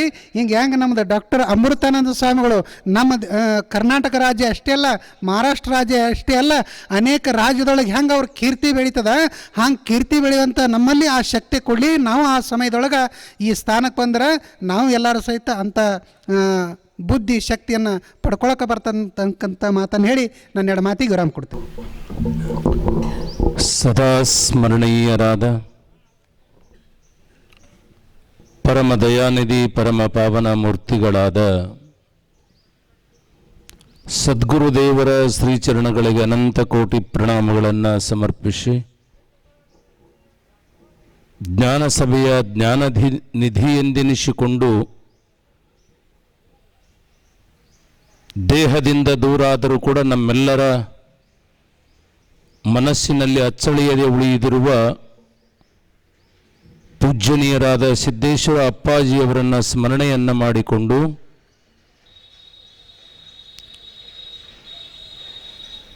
ಬಂಡರಗೌಟೆ ಗ್ರಾಮದೊಳಗೆ 15 ದಿನಗಳ ಪರ್ಯಂತರವಾಗಿ ಸಾಗಿಕೊಂಡು ಬರ್ತಾ ಇರುವಂಥ ಪ್ರವಚನದ ಉದ್ಘಾಟನಾ ಸಮಾರಂಭದಲ್ಲಿ ಪಾಲ್ಗೊಂಡಿರ್ತಕ್ಕಂಥ ಎಲ್ಲ ಪೂಜ್ಯಪಾದರ ಶ್ರೀಚರಣಗಳಿಗೆ ಭಕ್ತಿಯಿಂದ ನಮಿಸಿ, ಈ ಕಾರ್ಯಕ್ರಮದಲ್ಲಿ ಪಾಲ್ಗೊಂಡಿರ್ತಕ್ಕಂಥ ತಮ್ಮೆಲ್ಲರಿಗೂ ಶರಣಾರ್ಥಿಗಳು ಶಿವಸ್ವರೂಪಿಗಳೇ. ಕಾಶಿ ರಾಮೇಶ್ವರ ಉಳಿವಿ ಗೋಕರ್ಣಕ್ಕೆ ಹೋದರೂ ಕೂಡ ಸಿಗುವ ಫಲ ಒಂದು. ನಾನು ಹೇಳುವ ಮಾತಲ್ಲ, ಇದು ಕಬೀರದಾಸರು ಹೇಳಿದರು. ತೀರ್ಥ ಕ್ಷೇತ್ರಕ್ಕೆ ಫಲ ಒಂದು, ಸಾಧು ಸಂಘಕ್ಕೆ 4. ಸಾಧುಗಳ ಸತ್ಪುರುಷರ ಸಂಘವನ್ನು ಮಾಡಿದಾಗ 4 ಫಲಗಳನ್ನು ಪಡೆಯಬಹುದು. ಆದರೆ ಸದ್ಗುರು ಸಂಘಕ್ಕೆ ಅನೇಕ ಫಲವು ಲೆಕ್ಕ ಇಲ್ಲದಷ್ಟು ಫಲಗಳನ್ನು ಪಡಿಬೇಕಾಗಿತ್ತು. ಅಂದರೆ ಅದು ಗುರುವಿನ ಸಂಘದಿಂದಲೇ ಸಾಧ್ಯ ಅನ್ನೋದನ್ನು ಜಗತ್ತಿನ ಅನೇಕ ಮಹಾತ್ಮರು ಹೇಳಿದ ಹಾಗೆ ಕಬೀರದಾಸರು ಹೇಳಿದ್ದಾರೆ. ಬಂಡರಗೌಟೆ ಗ್ರಾಮದ ಇತಿಹಾಸದೊಳಗೆ ಸುವರ್ಣ ಅಕ್ಷರಗಳಿಂದ ಬರೆದಿಡುವಂಥ ಸುದಿನ ಇವತ್ತಂತ ನಾವೆಲ್ಲ ತಿಳಿದುಕೊಳ್ಳೋದು. ಕಿಸೆ ಇಲ್ಲದ ಸಂತರು, ಆಶಾ ರೈತರಾಗಿರ್ತಕ್ಕಂಥ ಪರಮ ಪೂಜ್ಯರು ಸಿದ್ದೇಶ್ವರ ಅಪ್ಪಾಜಿಯವರು, ಅವರ ಕರಕಮಲ ಸಂಜಾತರಾಗಿರ್ತಕ್ಕಂಥವರು ವೇದ ಉಪನಿಷತ್ತುಗಳನ್ನು ಧಾರಾಳವಾಗಿ ಅಸ್ಖಲಿತ ವಾಣಿಯಿಂದ ಜನಮಾನಸಕ್ಕೆ ಭಕ್ತಸ್ತೋಮಕ್ಕೆ ಮುಟ್ಟಿಸುವ ಕಾರ್ಯ ಮಾಡ್ತಾ ಇರುವಂಥವರು ಪರಮ ಪೂಜ್ಯರಾಗಿರುವಂಥ ಅಮೃತಾನಂದ ಮಹಾಸ್ವಾಮಿಗಳು. ನಮಗೆಲ್ಲ ಗೊತ್ತದ, ಜಗತ್ತಿನೊಳಗ ಎಲ್ಲ ಕಡೆಯೂ ಕೂಡ ಪ್ರವಚನ ನಡೀತಾ ಇದೆ. ಆದರೆ ಬೆಳಗಿನ ಸಮಯದೊಳಗೆ 6 ಗಂಟೆ ಅಂದರೆ 5:30 ಗಂಟೆ ಅಂದರೆ 6:30 ಗಂಟೆ ಅಂದರೆ ಇಷ್ಟು ಬೇಗ ಮೈ ಕೊರೆಯುವಂಥ ಚಳಿಯೊಳಗೆ ಪ್ರವಚನ ನಡೀತಾ ಇರೋದು ಅದು ಯಾರ್ದು ಅಂತ ಕೇಳಿದ್ರೆ ಪರಮ ಪೂಜ್ಯರಾಗಿರುವಂಥ ಸಿದ್ದೇಶ್ವರ ಅಪ್ಪಾಜಿಯವ್ರದ್ದು, ನಂತರದೊಳಗೆ ಅಮೃತಾನಂದ ಅಪ್ಪಾಜಿಯವ್ರದ್ದು. ಉಳಿದವ್ರು ನಾವು ಯಾರಾದರೂ ಹೇಳ್ತೀವಿ ಅಂತ ಹಿಂಗೆ ಅಂದ ಕ್ಷಣ ಬಹುಶಃ ಹೇಳ್ತಿರ್ಬೇಕು, ಬಿಡು ನೋಡಾಮಿ ಇಷ್ಟು ಜಲ್ದಿ ಯಾಕೆ ಹೋಗಾಮಿ ಅಂತ ಹಿಂಗೆ ಮನಸ್ಸಿನೊಳಗೆ ಬರ್ಬೋದು. ಆದರೆ ಆ ಒಂದು ಪರಂಪರೆಯನ್ನು ಹುಟ್ಟು ಹಾಕಿ ಇವತ್ತ ನಾನಾ ಹೇಳುವಾಗ 5 ಗಂಟೆಗೆ ಎದ್ದೀನಿ. ಆದರೆ ಆ ಚಳಿ ನೋಡಿ ಇಷ್ಟು ಜಲ್ದಿ ಯಾಕೆ ಹೋಗ್ಬೇಕಂತ ನನಗೆ ಅನಿಸ್ಯದ. ನಿಮಗೆ ಯಾಕೆ ಅನಿಸಿರಬಾರ್ದ್ರಿ? ಆದ್ರಿಗಿಂತ ಮೈ ಕೊರೆಯುವಂಥ ಚಳಿಯೊಳಗೆ 6:30 ಗಂಟೆ ಸಮಯ ಅಂದರೆ ಸಮಯವನ್ನು ಬಲವಾಗಿ ನಂಬಿಕೊಂಡು ಸಮಯವನ್ನು ಮೀರಿ ನಡೆಯದಿರ್ತಕ್ಕಂಥ ಒಂದು ಸಂಪ್ರದಾಯ ಅಂತ ನಾವೆಲ್ಲ ತಿಳ್ಕೊಂಡಿರ್ತಕ್ಕಂಥವ್ರು. ಆದರೆ ನಾಳೆ ದಿನ ನೀವು ಎಷ್ಟು ಜನ ಬರ್ತೀರೋ ಎಷ್ಟು ಜನ ಬಿಡ್ತೀರೋ ಗೊತ್ತಿಲ್ಲ. ಆದರೆ 4 ಮಂದಿ ಬಂದರೂ ಕೂಡ ಸರಿ, ಅದು 4,000 ಜನ ಬಂದರೂ ಸರಿ, ಆದರೆ 6.5 ಗಂಟೆ ಸಮಯವನ್ನು ತಪ್ಪದೇ ಇರತಕ್ಕಂಥ ಒಂದು ಪರಂಪರೆಯನ್ನು ಹುಟ್ಟುಹಾಕಿರ್ತಕ್ಕಂಥವರು ಸಿದ್ದೇಶ್ವರ ಅಪ್ಪಾಜಿಯವರು, ಅಮೃತಾನಂದ ಅಪ್ಪಾಜಿಯವರು ಪುಣ್ಯಾತ್ಮರೇ. ಆ ಕಾರಣಕ್ಕಾಗಿ ಸಮಯವನ್ನು ವ್ಯರ್ಥ ಮಾಡಿಕೊಳ್ಳಬಾರದು. ಇನ್ನೊಂದು 60 ವರ್ಷ ಆದ ಬಳಿಕ ನಾನು ಬರ್ತೀನಿ ಇಲ್ಲಿ ಪ್ರವಚನ ಮಾಡೋದಕ್ಕೆ. ಯಾವಾಗ ಹೇಳಕತ್ತೀನಿ? 60 ವರ್ಷ ಆದ ಬಳಿಕ ಇಲ್ಲ. ನಾವೆಲ್ಲರೂ ಕಾಲದ ಮಿತಿಯೊಳಗೆ ಕಾಲದ ಪರಿಮಿತಿಯೊಳಗೆ ಕೆಲವು ದಿನ ಇದ್ದು ಹೋಗಾಕಂತ ಬಂದಿರುವಂಥವರು. ಈ ಜನ್ಮದ ಸಫಲತೆಯ ಲಾಭ ಆಗಬೇಕಾಗಿತ್ತಂದ್ರೆ ಯಾರ ಫಲವನ್ನು ಬಯಸಬೇಕಂತ ಕೇಳಿದ್ರೆ ಸದ್ಗುರುವಿನ ಸಂಘ ಬಯಸಿದಾಗ ಈ ಜನ್ಮದ ಶ್ರೇಷ್ಠತೆಯ ಲಾಭ ಉಂಟಾಗ್ತದೆ. ಅಂಥ ಪರಮ ಪೂಜ್ಯರು 15 ದಿನಗಳವರೆಗೆ ಜ್ಞಾನೋಪದೇಶವನ್ನು ಮಾಡೋದಕ್ಕಾಗಿ ನಮ್ಮ ಗ್ರಾಮಕ್ಕೆ ಬಂದಿದ್ದಾರೆ. ಇದರ ಉಪಯೋಗವನ್ನು ಪಡೆದುಕೊಳ್ಳುವಂಥದ್ದು ತಮ್ಮೆಲ್ಲರೂ ಆಗಬೇಕು. ಅದಕ್ಕೆ ಶ್ರೀಮನ್ನಿಜಗುಣಶಿವರು ಹೇಳ್ತಾ ಇದ್ದಾರೆ, ಸುಮ್ಮನೆ ಕಾಲವನ್ನು ಕಳೆದು ಸಾವುದುಚಿತವೇ. ಸೈಲಾಕಂತ ಬಂದಿರತಕ್ಕಂಥವರೆಲ್ಲ ಪ್ರಪಂಚವನ್ನು ನೆಚ್ಚಿಕೊಂಡು ಬದುಕಾಕಂತನೂ ಕೂಡ ಬಂದಿರುವಂಥವರೆಲ್ಲ ನಮ್ಮ ಪ್ರಪಂಚ ಸುಗಮವಾಗಿ ಭಕ್ತಿಯ ಮಾರ್ಗದೊಳಗೆ, ಜ್ಞಾನದ ಮಾರ್ಗದೊಳಗೆ, ಕರ್ಮ ಸಿದ್ಧಾಂತದ ಮಾರ್ಗದೊಳಗೆ ಸುಗಮವಾಗಿ ಸಾಗಬೇಕಾಗಿತ್ತಂದ್ರೆ ಪರಮ ದಯಾನಿಧಿಯಾಗಿರ್ತಕ್ಕಂಥ ಗುರುವರ್ನ ಆಶೀರ್ವಾದ, ಅವರ ಒಂದು ಪ್ರೇರಣೆ, ಕರುಣೆ ನಮ್ಮ ಮೇಲೆ ಇರಬೇಕಾಗ್ತದೆ. ಆ ಕಾರಣಕ್ಕಾಗಿ 15 ದಿನಗಳ ಪರ್ಯಂತರವಾಗಿ ನಾವು ಗುರು ಕರುಣೆಯನ್ನು ಅನುಭವಿಸಕ್ಕಂತ ಬಂದಿರುವಂಥವ್ರು ಪುಣ್ಯಾತ್ಮರೇ.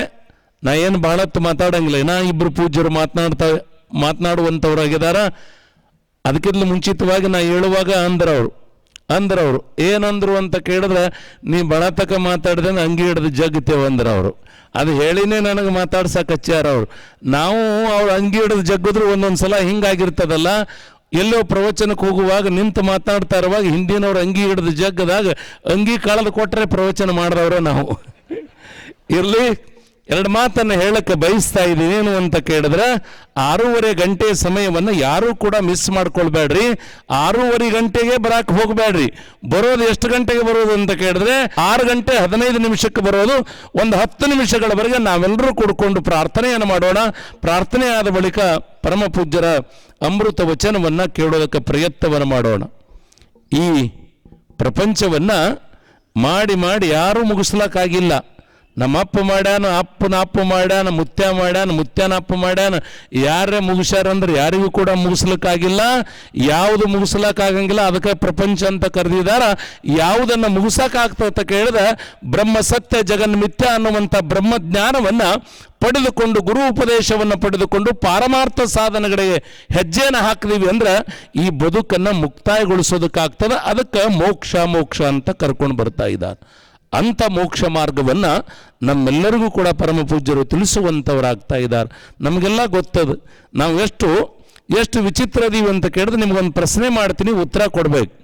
ನೀವು ಬೆಳಗಿನ ಸಮಯದೊಳಗೆ ಚಹಾ ಕುಡಿತೀರಿ ಎಲ್ಲರೂ ಚಹಾ ಕುಡಿತೀರಿ. ಚಹಾದಾಗ ಒಂದು ನೊಣ ಬಿತ್ತು ಅಂದ್ರೆ ಏನು ಮಾಡ್ತೀರಿ? ಚಾನೇ ಚೆಲ್ತೀರಿ. ಚಹಾದೊಳಗೊಂದು ನೊಣ ಬಿತ್ತಂದ್ರೆ ಏನು ಮಾಡ್ತೀರಿ? ಚಾನೇ ಚೆಲ್ತೀರಿ. ಚಹಾ ಚೆಲ್ತಿರೋ ಇಲ್ಲೋ? ಚಹಾ ಕುಡಿತೀರಿ? ನೊಣ ಬಿದ್ದು ಚಹಾ ಕುಡಿಯಂಗಿಲ್ಲ. ಇನ್ನೊಂದು ಪ್ರಶ್ನೆ ಮಾಡ್ತೀನಿ ನಾನು, ಅದ ನೊಣ ತುಪ್ಪನಾಗ ಬಿದ್ದಿತ್ತಂದ್ರೆ ತುಪ್ಪ ಚೆಲ್ಲಿರೇನು? ಯಾರ ಮನೆಗಾರ ಚೆಲ್ಲಾರೇನು? ಇಲ್ಲ. ಚಹಾ ಚೆಲ್ತೀರಿ, ಆದರೆ ತುಪ್ಪ ಚೆಲ್ಲಂಗಿಲ್ಲ. ತುಪ್ಪ ಚಹಾ ಅನ್ನೋದು ಇವೆರಡರ ವಿಷಯದೊಳಗೆ ನಾವು ತಿಳ್ಕೊಳ್ಳೋದು ಅಂದರೆ ಪ್ರಪಂಚ ಅನ್ನುವಂಥ ಚಹಾವನ್ನು ಬಿಡಬೇಕಾಗ್ತದೆ, ಚೆಲ್ಲಬೇಕಾಗ್ತದೆ. ಅಮೃತ ಸಮಾನವಾಗಿರುವಂಥ ಪರಮ ಪೂಜ್ಯರ ಮಾತುಗಳು ಹೆಂಗಿರ್ತಾವ ಅಂತ ಕೇಳಿದ್ರೆ ತುಪ್ಪಿನ ಸಮಾನ ಆಗಿರ್ತಾವ. ಆ ತುಪ್ಪಿನ ಸಮಾನವಾಗಿರುವಂಥ ವಿಚಾರಗಳನ್ನು ಬದುಕಿನೊಳಗೆ ಅಳವಡಿಸಿಕೊಂಡಾಗ ಏನಾದರೂ ವಿಷಯ ವಾಸನೆ ಇರ್ತಕ್ಕಂಥ ನೊಣ ಬಿದ್ದಿತ್ತು ಅಂದ್ರೆ ಆ ಪ್ರಸಂಗದೊಳಗೆ ಕೇವಲ ನೊಣವನ್ನಷ್ಟೇ ಚೆಲ್ತಾ ಇದ್ದೀವಲ್ಲ. ಆ ರೀತಿಯೊಳಗೆ ನಮ್ಮ ಬದುಕು ಶ್ರೇಷ್ಠತೆ ಕಡೆಗೆ ಸಾಗಬೇಕಾಗಿತ್ತಂದ್ರೆ ಸದ್ಗುರುವಿನ ಸಂಘವನ್ನು ಮಾಡಬೇಕು. ಆನಂತರದೊಳಗೆ ಅವರ ಉಪದೇಶವನ್ನು ಬದುಕಿನೊಳಗೆ ಅಳವಡಿಸಿಕೊಳ್ಬೇಕು. ಯಾಕೋ ಭಾಳ ಚಪ್ಪಾಳೆ ತಟ್ಲಾಕತ್ಯಾರ್ರಿ ಅಪ್ಪ ಅವರು. ಬಹುಶಃ ನಾವು ತಿಳ್ಕೊಳ್ಬೇಕು. ಯಾಕಂತ ಕೇಳಿದ್ರೆ ಹೆಂಗೋ ಅನಿಸ್ತಿರ್ತದೆ. ಯಾಕಂತ ಕೇಳಿದ್ರೆ ಮೇಲಿನ ಮೇಲೆ ಚಪ್ಪಾಳೆ ತಟ್ಲಕತ್ತರು ಅಂದ್ರೆ ಸಾಕಿ ಬಿಡ್ರಿ ಅಂತ ಸಂದೇಶನೂ ಕೂಡ ಅದ ಅಂತ ತಿಳ್ಕೊಳ್ಬೇಕು. ಆ ದೃಷ್ಟಿಕೋನ ಇಟ್ಟುಕೊಂಡು ನಾಳೆಯಿಂದ ಸಮಯವನ್ನು ಮಿಸ್ ಮಾಡಿಕೊಳ್ಳಾರ್ದೆ ಬಹುಶಃ ನಾನು ಕೂಡ 15 ದಿನಗಳ ಪರ್ಯಂತರವಾಗಿ ಅಪ್ಪವರ ಆಶೀರ್ವಾದದಿಂದ ದಿನಾಲೂ ಕೂಡ ಬರ್ತಕ್ಕಂಥವನಾಗಿದ್ದೀನಿ. ನಾನು 6:30 ಬರ್ತಾ ಇದ್ದೀನಿ. ಆ ಪೂಜ್ಯರ ಅಮೃತ ವಚನವನ್ನು ನಾವು ನೀವೆಲ್ಲ ಕೇಳಿ ಪಾವನರಾಗೋಣ ಎನ್ನುವ ಮಾತುಗಳನ್ನು ಹೇಳಬಯಸಿ, ಇನ್ನು ಪ್ರಪಂಚ ಇದು ಅನಿತ್ಯವಾಗಿರುವಂಥದ್ದು, ಇದನ್ನೇ ನೆಚ್ಚಿಕೊಂಡು ಬದುಕು ಮಾಡುವುದರ ಮಧ್ಯದೊಳಗೆ ಆಗಾಗ ಇಂಥ ಮಹಾತ್ಮರ ವಚನಗಳು ಬದುಕಿನೊಳಗೆ ಅಳವಡಿಸಿಕೊಂಡಿವೆ. ಅಂದರೆ ಈ 15 ದಿನಗಳ ಪರ್ಯಂತರವಾಗಿ ಜನ ಎಷ್ಟು ಬರ್ತಾರಂತ ನನಗೆ ಅವಶ್ಯಕತೆ ಇಲ್ಲ. ಇದ್ದ ಜನರೇ ನೀವು ಗಟ್ಟಿಯಾಗಿ ಬಂದ್ರೆ ಸಾಕು. ಇಂಥ ಅವಕಾಶ ಮತ್ತೊಂದು ಬಾರಿ ಸಿಗ್ತದಂತ ಹಿಂಗೆ ತಿಳ್ಕೊಳ್ಬಾರ್ದು.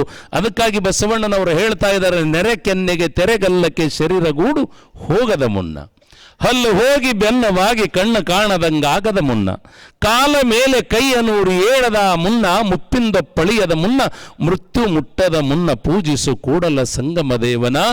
ಈ ಸಮಯಕ್ಕೆ ಅನುಗುಣವಾಗಿ ಈ ದೇಹ ಬದುಕ್ತಿರ್ತದೆ. ಪರಮ ಪೂಜ್ಯರಾಗಿರುವಂಥ ಸಿದ್ದೇಶ್ವರ ಅಪ್ಪಾಜಿಯವರೇ ದೇಹವನ್ನು ತ್ಯಜಿಸಿರುವಾಗ ಈ ದೇಹದ ಸಾಧನೆಯಿಂದ ಧರ್ಮಪರವಾಗಿರುವಂಥ ಚಿಂತನೆಯನ್ನು ಬದುಕಿನೊಳಗೆ ಅಳವಡಿಸಿಕೊಂಡು ನಾವೆಲ್ಲ ಕೃತಾರ್ಥರಾಗೋಣ ಎನ್ನುವ ಮಾತುಗಳನ್ನು ಹೇಳಬಯಸಿ ನನ್ನ ಮಾತುಗಳನ್ನು ತಮ್ಮೆಲ್ಲರ ಹೃದಯಕ್ಕೂ ಪರಮ ಪೂಜ್ಯರ ಶ್ರೀಚರಣಗಳಿಗೆ ಅರ್ಪಿಸ್ತಾ ಇದ್ದೀನಿ.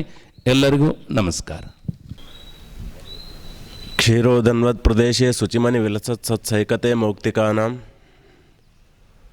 ಮಾಲಾಂಕ್ಲುಪ್ತಾ ಸದಸ್ಥ ಸ್ಫಟಿಕಮಣಿನಿಭೈರ್ಮೌಕ್ತಿಕೈರ್ಮಂಡಿತಾಂಗಃ ಕ್ಷುಭ್ರೈರಭ್ರೈರತಭ್ರೈರುಪರಿವಿರಚಿತೈರ್ಮುಕ್ತಪೀಯೂಷವರ್ಷೈಃ ಆನಂದೇನ ಪುನೀಯ ಸಲೀನಿರ್ನಗದ ಶಂಕಪಾಣಿರ್ಮುಕುಂದಃ. ಪ್ರಾತಸ್ಮರಣೀಯರಾಗಿರುವಂತಹ ಪರಮಪೂಜ್ಯ ಶ್ರೀ ಸಿದ್ದೇಶ್ವರ ಅಪ್ಪಾಜಿಯವರನ್ನು ಹೃದಯ ಮಂದಿರದಲ್ಲಿ ಭಕ್ತಿಯಿಂದ ನಮಸ್ಕರಿಸುತ್ತಾ, ಇವತ್ತಿನ ಈ ವೇದಿಕೆಯ ಮೇಲೆ ಉಪಸ್ಥಿತರಿರುವಂತಹ ಎಲ್ಲ ಪರಮ ಪೂಜ್ಯರ ಪಾದಾರವಿಂದಗಳಲ್ಲಿ ಭಕ್ತಿಯಿಂದ ಶರಣೆಂದು, ಇಂಗ್ಲೀಷ್ನೊಳಗೆ ಜೇಮ್ಸ್ ಥಾಮ್ಸನ್ ಅಂಥೇಳಿ ಒಬ್ಬ ವ್ಯಕ್ತಿ ಒಂದು ವಾಕ್ಯವನ್ನು ಹೇಳ್ತಾನೆ. ಏನಂತ ಕೇಳಿದ್ರೆ, life is just A life. ಜೀವನ ಏನದ, ಜೀವನ ಒಂದು ಲೈಟಿನ ಥರ ಅದ ಅಂತ ಜೇಮ್ಸ್ ಥಾಮ್ಸನ್ ಅನ್ನುವಂಥ ವ್ಯಕ್ತಿ ಹೇಳ್ತಾ ಇರ್ತಾನೆ. Life is just A light. ಏನಕ್ಕೆ ವಿಷಯವನ್ನು ಹೇಳ್ತಾ ಇದ್ದೀನಿ ಅಂತ ಕೇಳಿದ್ರೆ, ನಾವೆಲ್ಲ ಇಲ್ಲಿ ಸೇರಿರುವಂಥವ್ರು ಏನಕ್ಕಾಗಿ ಸೇರಿದ್ದೇವೆ ಅಂತ ಕೇಳಿದ್ರೆ, ನಾವು ಪ್ರತಿನಿತ್ಯ ಪ್ರಪಂಚವನ್ನು ಮಾಡ್ತಾ ಇರ್ತೇವೆ, ಸಂಸಾರದೊಳಗೆ ನಮ್ಮ ಜೀವನವನ್ನು ಕಳೀತಾ ಇರ್ತೇವೆ. ವರ್ಷಕ್ಕೆ 15 ದಿನಗಳ ಕಾಲ ಆದರೂ ಸಂಸಾರದಿಂದ ಮುಕ್ತ ಆಗುವಂತಹ ಪ್ರಯತ್ನ ಮಾಡ್ಕೊಂಡು ಬರಬೇಕಾಗ್ತದೆ. ಸಂಸಾರದಿಂದ ಮುಕ್ತ ಮಾಡುವಂತಹ ಕಾರ್ಯ ಒಬ್ಬ ಶ್ರೇಷ್ಠವಾಗಿರುವಂತಹ ಗುರುವಿನಲ್ಲಿರ್ತದೆ. ಒಂದು ವಿಚಾರ ಏನು ಅಂತ ಹೇಳಿದ್ರೆ,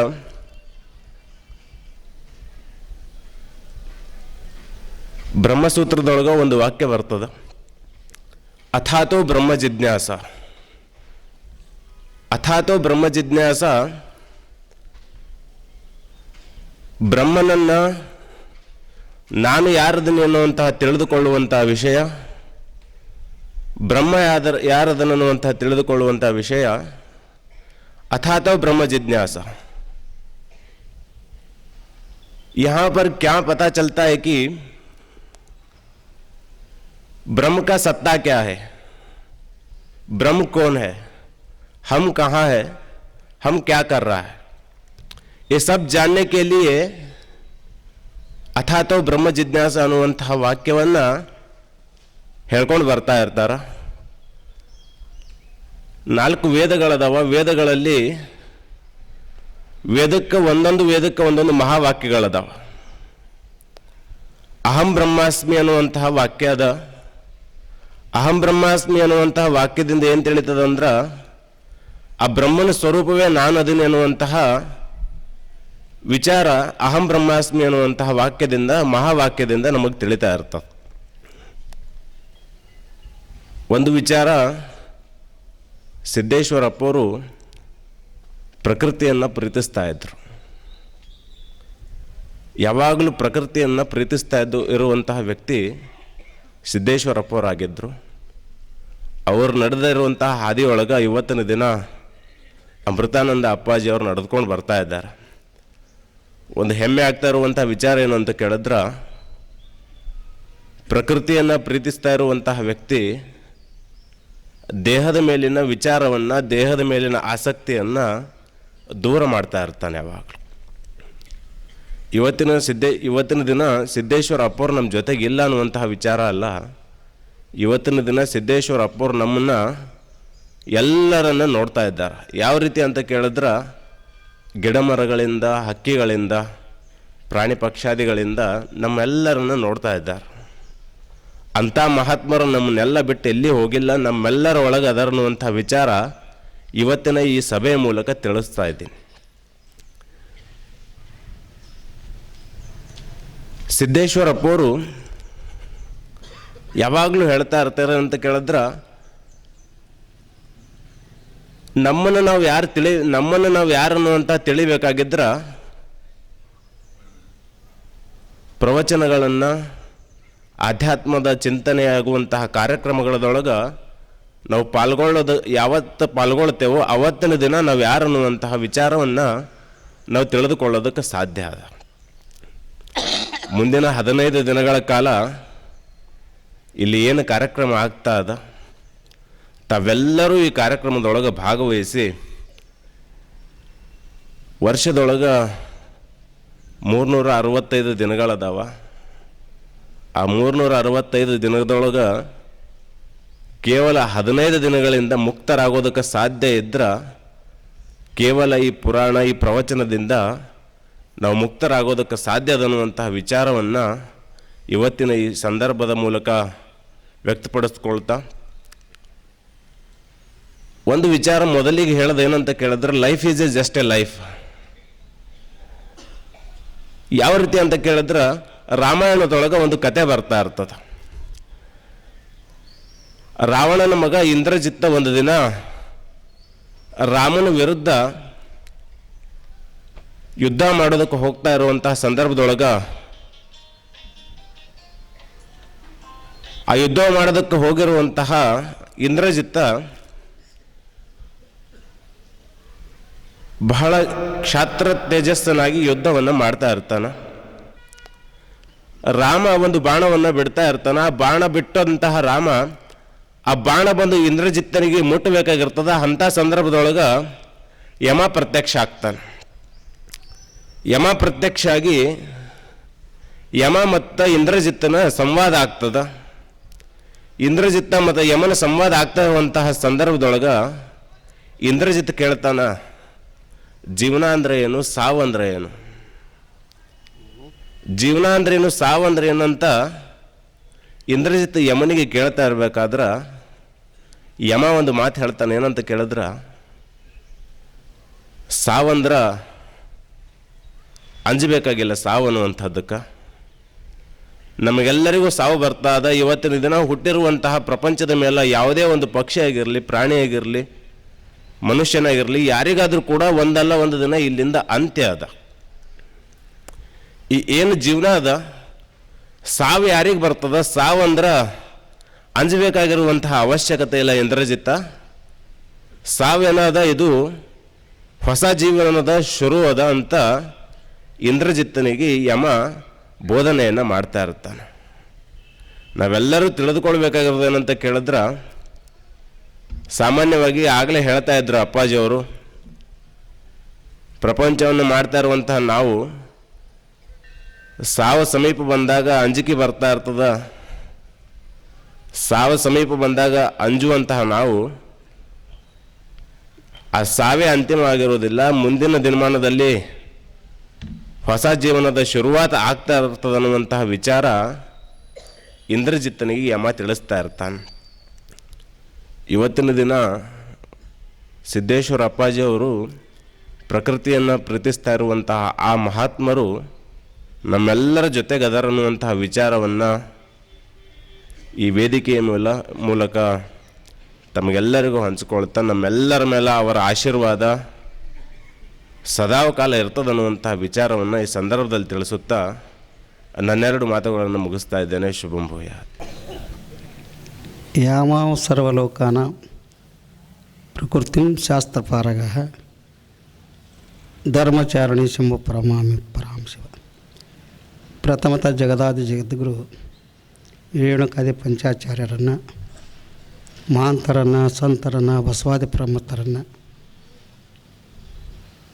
ನಡೆದಾಳ ದೇವರು ಸರ್ವರ ಹೃದಯವನ್ನು ಆಹ್ವಾನ ಮಾಡಿರ್ತಕ್ಕಂಥ, ಸರ್ವರ ಹೃದಯದಲ್ಲಿರ್ತಕ್ಕಂಥ ಸಿದ್ದೇಶ್ವರಪ್ಪಗಳನ್ನು, ಮಲ್ಲಿಕಾರ್ಜುನ ಪೂಜ್ಯರನ್ನು ಸ್ಮರಣೆ ಮಾಡಿಕೊಂಡು, ಅವರ ಸಂಜಾತರಾಗಿರ್ತಕ್ಕಂಥ ಅಮೃತಾನಂದ ಸ್ವಾಮಿಗಳನ್ನು ಮಧ್ಯ ಮಾಡಿಕೊಂಡು, ವೇದಿಕೆ ಮೇಲಿರ್ತಕ್ಕಂಥ ಸರ್ವ ಪೂಜ್ಯರ ಅಡರಾವರದಲ್ಲಿ ಶರಣು ಶರಣಾರ್ಥಿಗಳು. ಈಗ ಹೆಚ್ಚು ಕಮ್ಮ ಕೊನೆಗೆ ಬಂದದ. ಜಗದ್ಗುರು ಜಗದೀಶ್ವರ, ತಣ್ಣಿಗುರು ಕವದೇಶ್ ಅಂತ ತಂಡು ಬೇರೆ ಹಿಡಿಯಕತ್ತದ, ಧ್ವನಿಯೂ ಹಂಗೆ ಆಗ್ಯದ. ಯಾಕಂದರೆ ಈ ಭಾಗದಲ್ಲಿ ಆವನಾಳಾಗಲಿ ಎಲ್ಲೇ ಒಂದು ಕಾರ್ಯಕ್ರಮ ಬಂದಾಗ, ಸಿದ್ದೇಶ್ವರಪ್ಪಳ ಕಾರ್ಯಕ್ರಮದಾಗ ಕೇಳಕ್ಕೆ ಹೋಗಿದ್ದೆವು. ಅವ್ರಿಗೆ ತಂಡು ಹಿಡುತ್ತಿಲ್ಲ ಗೊತ್ತಿಲ್ಲ, ನನಗೆ ಮಾತ್ರ ತಂಡು ಹಿಡಿದದ. ಮನುಷ್ಯ ತನ್ನದೇ ಆಗಿರ್ತಕ್ಕ ಭಾವನೆಗಳಿಂದ ಬದುಕ್ತಾನೆ. ಇದಕ್ಕೊಂದು ಜೀವನ ಅಂತ ಕರೆದಾರೆ. ಹುಟ್ಟು 2 ಅಕ್ಷರ, ಹುಟ್ಟ್ಯಾನ ಭೂಮಿ ಮೇಲೆ, ಹುಟ್ಟ ಮೇಲೆ ಸಾಧಿಸಬೇಕು. ಅವರ ನುಡಿಗಳು ನಡಿಗಳಲ್ಲಿ ಯಾವನು ಪರಿಮಿತಿಯನ್ನು ಮಾಡಿಕೊಂಡು ಅದನ್ನು ಸೋಸಿ ಆಳ್ತಾರೆ, ಅವರು ಮಹಾತ್ಮರಾಗ್ತಾರೆ. ಬಸವಣ್ಣವ್ರು ಬರೆದಿದ್ದಕ್ಕೆ ವಚನಗಳು ಅಂದರು. ಯಾವ ಭಾಷೆಗೆ ತಪ್ಪುವುದಿಲ್ಲೋ ಅದು ವಚನ. ನಮ್ಮ ಮರಾಠ ಒಳಗೆ ಅಂಬಂಗ ಅಂದರು. ಯಾವ ಭಾಷೆಗೆ ಭಂಗವಿಲ್ಲೋ ಅದು ಅಭಂಗ. ಭಾಷೆ ನಾವು ಮಾತಾಡ್ತಂಥ ಭಾಷೆಗೆ ಅದು ಏನೂ ಬರಬಾರ್ದು.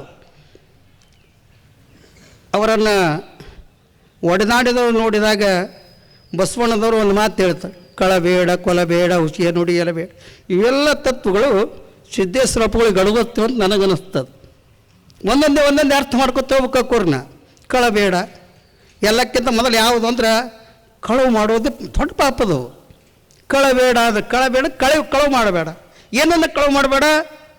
ಆಧ್ಯಾತ್ಮದಲ್ಲಿರ್ತಕ್ಕಂಥ ಮನಸ್ಸನ್ನು ಸಂಸಾರದ ಒಯ್ದನ್ನು ಕೆಡಿಸಬೇಡ. ಕಳಬೇಡ, ಕೊಲೆಬೇಡ. ನಿನ್ನ ಅಂತರಂಗವನ್ನೇ ನೀನು ಅರ್ಥ ಮಾಡಿಕೊಂಡಿಲ್ಲ. ಹೊರಗಿನ ಕೊಲೆ ಬೇರೆ, ಒಳಗಿನ ಕೊಲೆನೇ ಬೇರೆ.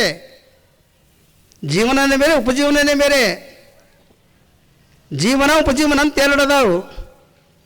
ಜೀವನ ಅನ್ನೋದೇನು? ತಾನು ಮಾಡಿಕೊಡ್ತಕ್ಕಂಥ ಶಕ್ತಿ. ಉಪಜೀವನ ನೀವು ಸಂಸಾರಕ್ಕಾಗಿ ನೀರಾವರಿ ಮಾಡಿದ್ರಿ, ಪಂಪ್ ಸೆಟ್ ಹಚ್ಚಿದ್ರಿ, ಎತ್ತ ಹೊಲ ಮನೆ ಮಾಡಿದ್ರು ಉಪಜೀವನ. ಜೀವನ ಅಲ್ಲದು. ನಾವು ಏನು ಮಾಡೋದು? ಪ್ರಪಂಚ ಎಲ್ಲವೂ ಉಪಜೀವನ. ಎಲ್ಲನೂ ಉಪಜೀವನವಾದಾಗ ಜೀವನ ಒಂದಿರಬೇಕಲ್ವೇ? ಮನುಷ್ಯನಿಗೆ ತನ್ನದೇ ಆಗಿರ್ತಕ್ಕಂಥ ಒಂದು ಶಕ್ತಿ ಇರಬೇಕಲ್ಲ. ಕಾಲುಗಳು 2 ಉಂಟು, ನಡಿಗೆ ಬಂದೆ. ಕಾಲು 2 ಅದಾವು, ನಡಿದು ಒಂದೇ. ನಾವು ಬೇರೆ ನಡಿಲಕ್ಕೆ ಬರೋಂಗಿಲ್ಲ.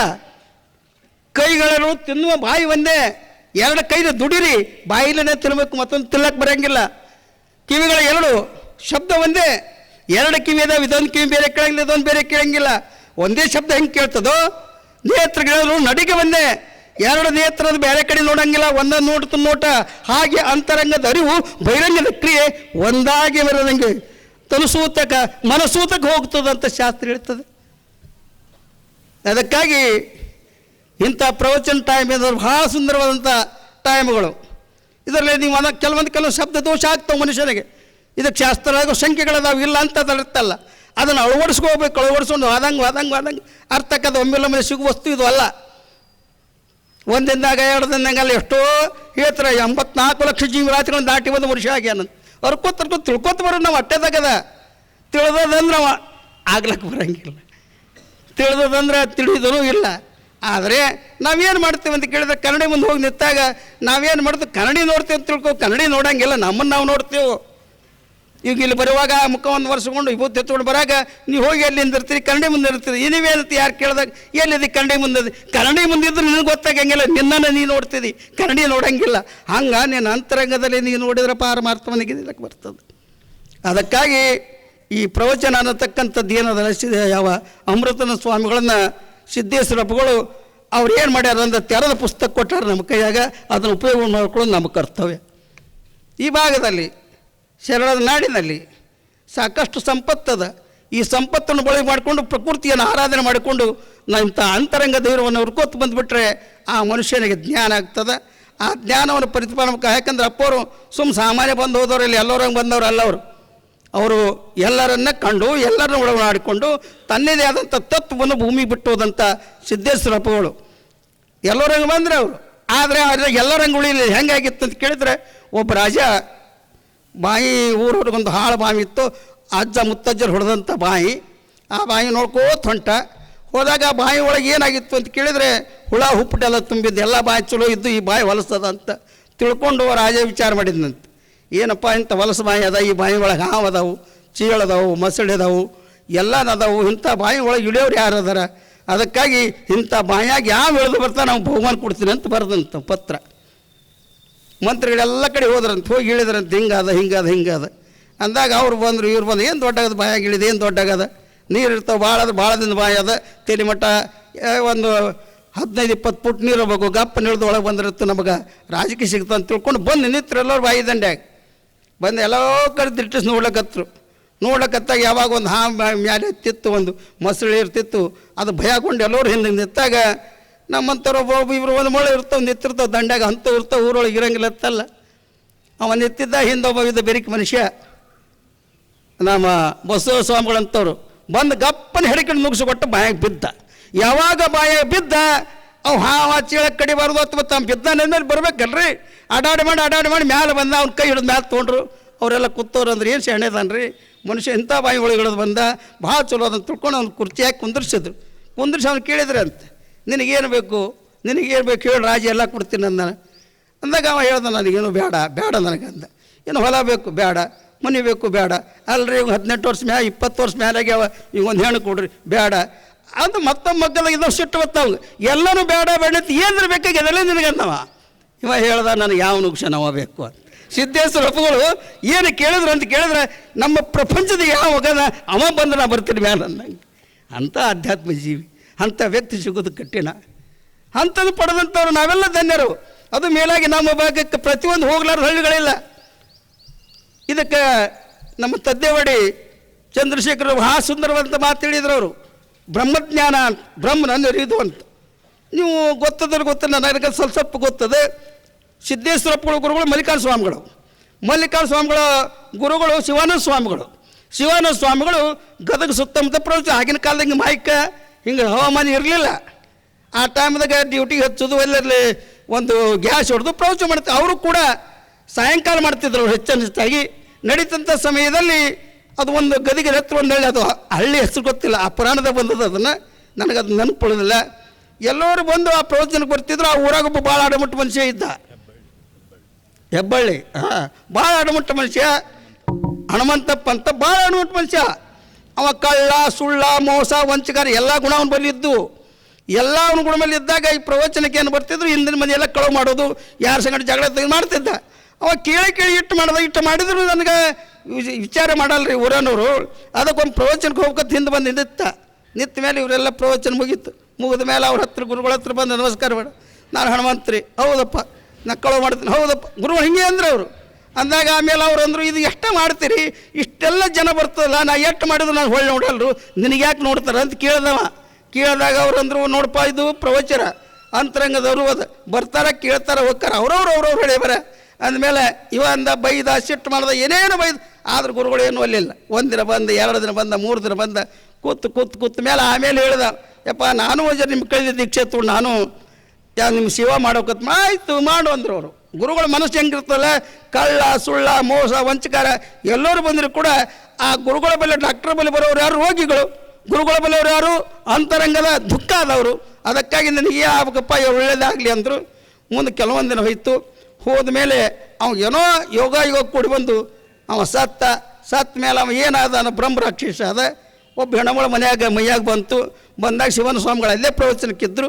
ಆ ಹೆಣ್ಣುಮಳು ಬಂದು ಮುಂದೆ ಕೂತಳ್ಳಾಕತ್ಲು, ನನಗೆ ದೇವ್ ಬಿಡೋದು ಅದಕ್ಕೆ ಏನಂತಾರಂದ್ರೆ ಬ್ರಹ್ಮ ರಾಕ್ಷಸ ಅಂತ ಕರೀತಾರೆ.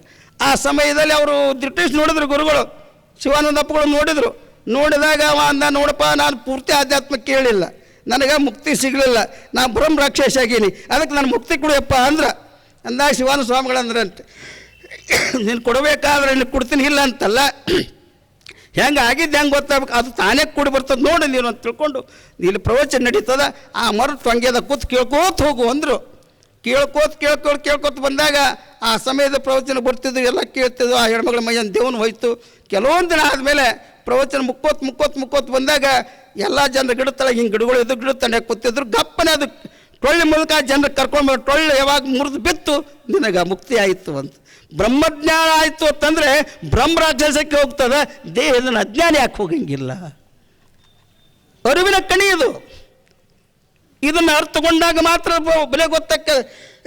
ಅಲ್ರಿ ಇಷ್ಟೆಲ್ಲ ಗ್ರಂಥಗಳು ಸಿದ್ದೇಶ್ವರ ತೋಟ ಗ್ರಂಥ ಬರೆದಿಲ್ಲ, ಮಲ್ಲಿಕಾರ್ಜುನ ಸ್ವಾಮಿಗಳು ಸಿದ್ಧಾಂತ ಶಿಖಾಮಣಿ ತಾತ್ಪರ್ಯ ಬರೆದಾರೆ, ಭಗವದ್ಗೀತೆಗೆ ಬರೆದಾರೆ, ಆಗ ಉಪನಿಷತ್ತುಗಳಿಗೆ ಬರೆದಾರೆ. ಆದರೆ ಪುಸ್ತಕ ಮುಕ್ತಿ ಕೊಡಂಗಿಲ್ಲ, ಆ ಪಕ್ಷದ ಜ್ಞಾನ ಮುಕ್ತಿ ಕೊಡ್ತದೆ. ಹೆಂಗಾಗಿತ್ತು ಅಂತ ಕೇಳಿದರೆ, ಒಬ್ಬ ಹೆಣ್ಣು ಮಗಳು ಮತ್ತು ಒಬ್ಬ ಗಂಡು ಮಗ ಮದುವೆ ಆಗಿದ್ರು, ಇಬ್ಬರು ನೌಕರದಾರು. ಈಗಿನ ಕಾಲದಾಗ ಹೆಣ್ಣೆ ಸಿಗಲಾಗ್ಯಾವ. ನಾವರ ಹೆಣ್ಣು ಹುಡುಕಾಡ ಮಾತಾ ಸ್ವಾಮಿಗಳನ್ನ ಯಾವಕ್ಕೆ ಪ್ರಯೋಜನ ಅದೇ ಹೇಳಕತ್ತೇವೆ.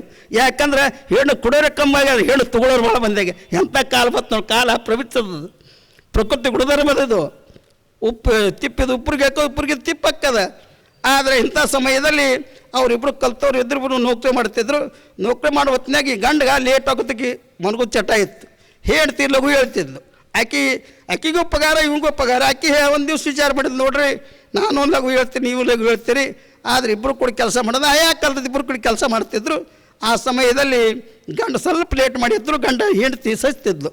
ಒಂದು ಸಲ ಏನಾಯ್ತು ಅಂತ ಕೇಳಿದರೆ, ಮರುದಿವಸ ಬೆಳಗ್ಗೆ ಆಫೀಸ್ಗೆ ಹೋಗ್ಬೇಕಾಗಿತ್ತು, ಮುಂಜಾನೆ 6 ಬಸ್ಸಿಗೆ ಹೋಗ್ಬೇಕಾಗಿತ್ತು. ಇವ 6:10-15 ನಿಮಿಷಕ್ಕೆ ಕೇಳ್ತಿದ್ದ. ಅದಕ್ಕೆ ಹೇಳ್ದ, ನೋಡಿದ ದಿನ 5ಕ್ಕೆ ಕೇಳ್ತಿದ್ದಿ, ಆದಮೇಲೆ 5-5:15 ಎಫ್ಸಿ ಚಲೋ ಹಾಕೋದಂತ ತಿಳ್ಕೊಂಡು ವಿಚಾರ ಮಾಡಿ ಹೆಂಡ್ತಿಗೆ ಹೇಳ್ಬೇಕಂದ. ಮೊದಲನೇ ದಿವಸ ಜಗಳ ಆಗಿತ್ತು ಅದು ಇಬ್ಬರಿಗೆ. ಯಾವ್ದಕ್ಕಾದ್ರೆ ನಾ ಮಾಡಾಗಲ್ಲ ನೀ ಮಾಡೋ ಜಗಳಾಗಿ ಎಲ್ಲಿ ತನಕ ಜಗಳ ಆಗಿತ್ತು ಅಂತ ಮಾತು ಬಿಟ್ಬಿಟ್ಟಿದ್ರು. ಇಬ್ಬರು ಗಂಡ ಹೇಳ್ತೀವಿ, ಒಬ್ಬರು ಮಾತಾಡ್ತಿದ್ದಲ್ಲ ಅವರು.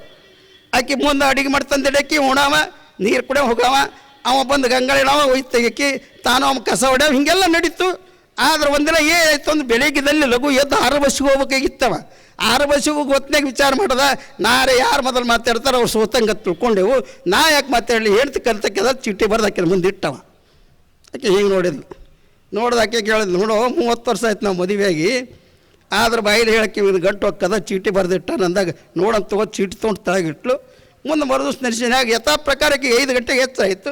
ಎಚ್ಚರಾದ್ಮೇಲೆ ವಿಚಾರ ಮಾಡಿದ್ಲು, ಎಲ್ಲ ಕಸ ಪಸ ಎಲ್ಲ ಹೊಡೆದ್ಲು. ಅದು ಗಂಡು ಹೇಳಿಲ್ಲ, ಲಘು ಎದ್ದು ಜಳಕ ಮಾಡಿ ಹೋಗ್ಬೇಕಾರೆ ಹ್ಯಾಂಗೆ ಮಾಡ್ಬೇಕಂತ ವಿಚಾರ ಮಾಡಿ ಆಕೆ ಒಂದು ಚೀಟಿ ಬರೆದು ಇವನು ತೆಲಗುಂಬಿಟ್ಲು. 5 ಗಂಟೆಗೆ ಎದ್ದು ಹೇಳ್ರಿ ಗಪ್ಪನೆ ನೀವು ಜಳಕ ಮಾಡಿ ಚಹಾ ಕುಡೋದು, ನೀವು ಆಫೀಸ್ಗೆ ಹೋಗ್ರಿ ಅಂತ ಬರೆದು ಒಂದು ಚೀಟಿ ಇಟ್ಲು. ಅಲ್ಲ ನಿದ್ದೆತ್ತೇನ ಚೀಟಿ ಹೆಂಗೆ ಎಬ್ಬಿಸ್ತದೆ ನಿಮಗೆ? ಮತ್ತೊಂದು 5 ನಿಮಿಷ ಬಿಟ್ಟು ಮತ್ತೊಂದು ಚೀಟಿ ಬರಲು ಮತ್ತದ್ರ ಮೇಲೆ ಇಟ್ಲು. ಮತ್ತೊಂದು ಚೀಟಿ ಹಂಗೆ 10 ಚೀಟಿ ಇಟ್ಲು. ಆದ್ರಮ್ಮ 6 ಗಂಟೆ 10 ನಿಮಿಷಕ್ಕೆ ಎದ್ದುಗಳು ಸಿಟ್ಟು ಬಂತ ಅವಂಗೆ. 6 ವರ್ಷ ಹೋಗಿ ಎದ್ದು ಲಘು ಎಬ್ಬಿಸ್ಬೇಕಿಲ್ಲ. ಆಕೆ ಹೇಳಿದ್ಲು, ನೀ ಹೆಂಗೆ ಬಾಯಿಲಿ ಹೇಳಿಲ್ಲಲ್ಲ, ಅದಕ್ಕೆ ನೀ ಹೆಂಗೆ ಚೀಟಿ ಬರ್ದಿಲ್ಲ, ಅದಕ್ಕೆ ನಾನು ಚೀಟಿ ನೋಡಿ ಹೇಳ್ಬೇಕಿಲ್ಲ ಅನ್ಲಿಕ್ಕೆ. ಚೀಟಿ ಹೆಂಗೆ ಎಬ್ಬಿಸ್ತದ ಕೊಡಿ ಅಂದ. ಹಂಗೆ ಗ್ರಂಥ ಎಬ್ಬಿಸೋದಿಲ್ಲ, ಯಾವ ಪ್ರವಚನ ಮಾಡ್ತಕ್ಕಂಥ ಅಮೃತನ ಸ್ವಾಮಿಗಳು ವಾಣಿ ಎಬ್ಬಿಸ್ತದ. ಇದು ಗ್ರಂಥ ಜ್ಞಾನ ಉತ್ಪತ್ತಿ ಜ್ಞಾನ ತೆಗಿಬೇಕಾದ್ರೆ ಗ್ರಂಥದ ಒಳಗಿರುವಂಥ ಗುರುವಿನ ಮುಖಾಂತರ ಬರಬೇಕು. ಅಂಥ ಗುರುವಿನ ಮುಖಾಂತರ ಅಪ್ಪಗಳು ಭಾಳ ಸಾಕಷ್ಟು ಪುಸ್ತಕ ಬರೆದಾರೆ. ಅದ್ರಾಗ ಅವ್ರು ಉಪಯೋಗ ಮಾಡೋದು ಭಕ್ತಿ ಯೋಗ ಭಾಳ ಉಪಯೋಗ ಮಾಡ್ತಾರೆ. ಭಾಳ ಚಂದದು. ಏಕೆಂದರೆ ನಾರದ ತಾನು ಭಕ್ತಿ ಯೋಗವನ್ನು 18 ಪುರಾಣ ಬರೆದಂಥ ವ್ಯಾಸರು, ಅಷ್ಟಾದಶ ಪುರಾಣೇಶ ವ್ಯಾಸ ಬಚದ ಪರಿಪೀಡ ನಾಯ ಪಾಪಾಯ ಪರಹಿತಾಯ ಪುಣ್ಯಾಯ. ಅದರೊಳಗೆ ಒಂದು ಸುಂದರ ಕತ್ತಿ ಬರ್ತದೆ. 18 ಪುರಾಣದಲ್ಲಿ ಒಂದು ಪುರಾಣ, ಗರುಡ ಪುರಾಣದಲ್ಲಿ ಒಂದು ಕತ್ತಿ ಬರ್ತದೆ. ಏನು ಬರ್ತದೆ ಅಂತ ಕೇಳಿದರೆ, ಒಬ್ಬ ಹೆಣ್ಣು ಮಗಳು ಒಳಕೋತ್ ಬಂದು 3 ದಾರಿ ಕೂಡಲ್ಲಿ ಕೂತಿರ್ತಾಳೆ, ಅಳ್ತಿರ್ತಾಳೆ. ಆಕೆ ಅಳ ಬಂದಾಗ ನಾರದ ವಿಧಿಗೆ ಬರ್ತಾರೆ. ಬಂದು ಕೇಳ್ತಾರೆ, ಯಾಕೆ ಅಳಕತ್ತಿದಿ, ಏನಾಗ್ಯದ ನಿನಗೆ, ಯಾಕೆ ದುಃಖ ಪಡ್ಲಕತ್ತಿದಿ, ದಾರಿ ಮೇಲೆ ಕೂತು ಅಳ್ತಿದ್ದು ಯಾಕ ಅಂತ ಕೇಳ್ತಾಳೆ. ಭಕ್ತಿ ಯೋಗದಾಗ ಬರ್ತದೆ. ಅದು ಭಾಳ ಸುಂದರ ಕತ್ತಿ ಇದು. ಉದಾಹರಣೆ ಕೊಟ್ಟಾರ ಅವರು, ದೃಷ್ಟಾಂತ ಕೊಟ್ಟಾರ. ದಾಷ್ಟಾಂತ ಅರ್ಥ ಬೇರೆ ಅದು. ಯಾಕೆ ಅಳಕತ್ತಿದ್ದು ಅಂತ ಅಕ್ಕಿ ಹೇಳಿದ್ಲು, ನನಗೆ 2 ಮಕ್ಕಳು ಅದಾವಪ್ಪ, ಒಂದು ಜ್ಞಾನಿ ಒಂದು ವೈರಾಗ್ಯತೆ 2 ಮಕ್ಕಳು ಅದಾವು. ಅವೆರಡೂ ಮಕ್ಕಳು ದೊಡ್ಡ ಆಗ್ಯಾವ. ಕರೆ ನಾನೂ ಮಕ್ಕಳು ಹಿಡಿದೀನಿ, ನನ್ನ ಹೊಟ್ಟೆಲೇ ಹುಟ್ಟ್ಯಾರ. ಆದರೆ ಅವ್ರಿಗೆ ಏನಿರ್ಬೇಕು, ಕರಿ ಕೂದಲಿರ್ಬೇಕು, ಹಲ್ಲು ಚಲೋ ಇರಬೇಕು. ಆದರೆ ಅವ್ರಿಗೆ ಬಿಳಿ ಕೂದಲ ಕಲ್ಲು ಹೋಲಕತ್ತಾವು. ಈ ಮತ್ತೊಬ್ಬ ಮಗನಿಗೆ ಅವಾಗೇನು ಕಣ್ಣು ಕಾಣಲಾಗ್ಯಾವು, ಕಾಲು ಹಿಡಿಯಲಾಗ್ಯದ. ಅದಕ್ಕಾಗಿ ಇದು ಲೋಕಾರೂಢಿ ಏನದ, ತಾಯಿ ಮುಪ್ಪಾಗಬೇಕು, ಮಕ್ಕಳಿಗೆ ವಯಸ್ಸು ಬರಬೇಕು. ಆದ್ರೆ ನನಗೆ ಹೊಳ್ಳಿ ವಯಸ್ಸು ಬರ್ಲಕತ್ತದ, ಅದಕ್ಕೆ ಅವ್ರ ಮುಪ್ಪ ಆಗ್ಲಕತ್ತದ, ದುಃಖ ಆಗ್ಯದ ಅನ್ಲಿಕ್ಕೆ. ಅಂದಾಗ ನಾರದ ಕೇಳಿದ್ರು, ನಿನ್ನ ಹೆಸರು ಏನು ಮತ್ತೆ ಕೇಳಿದರು.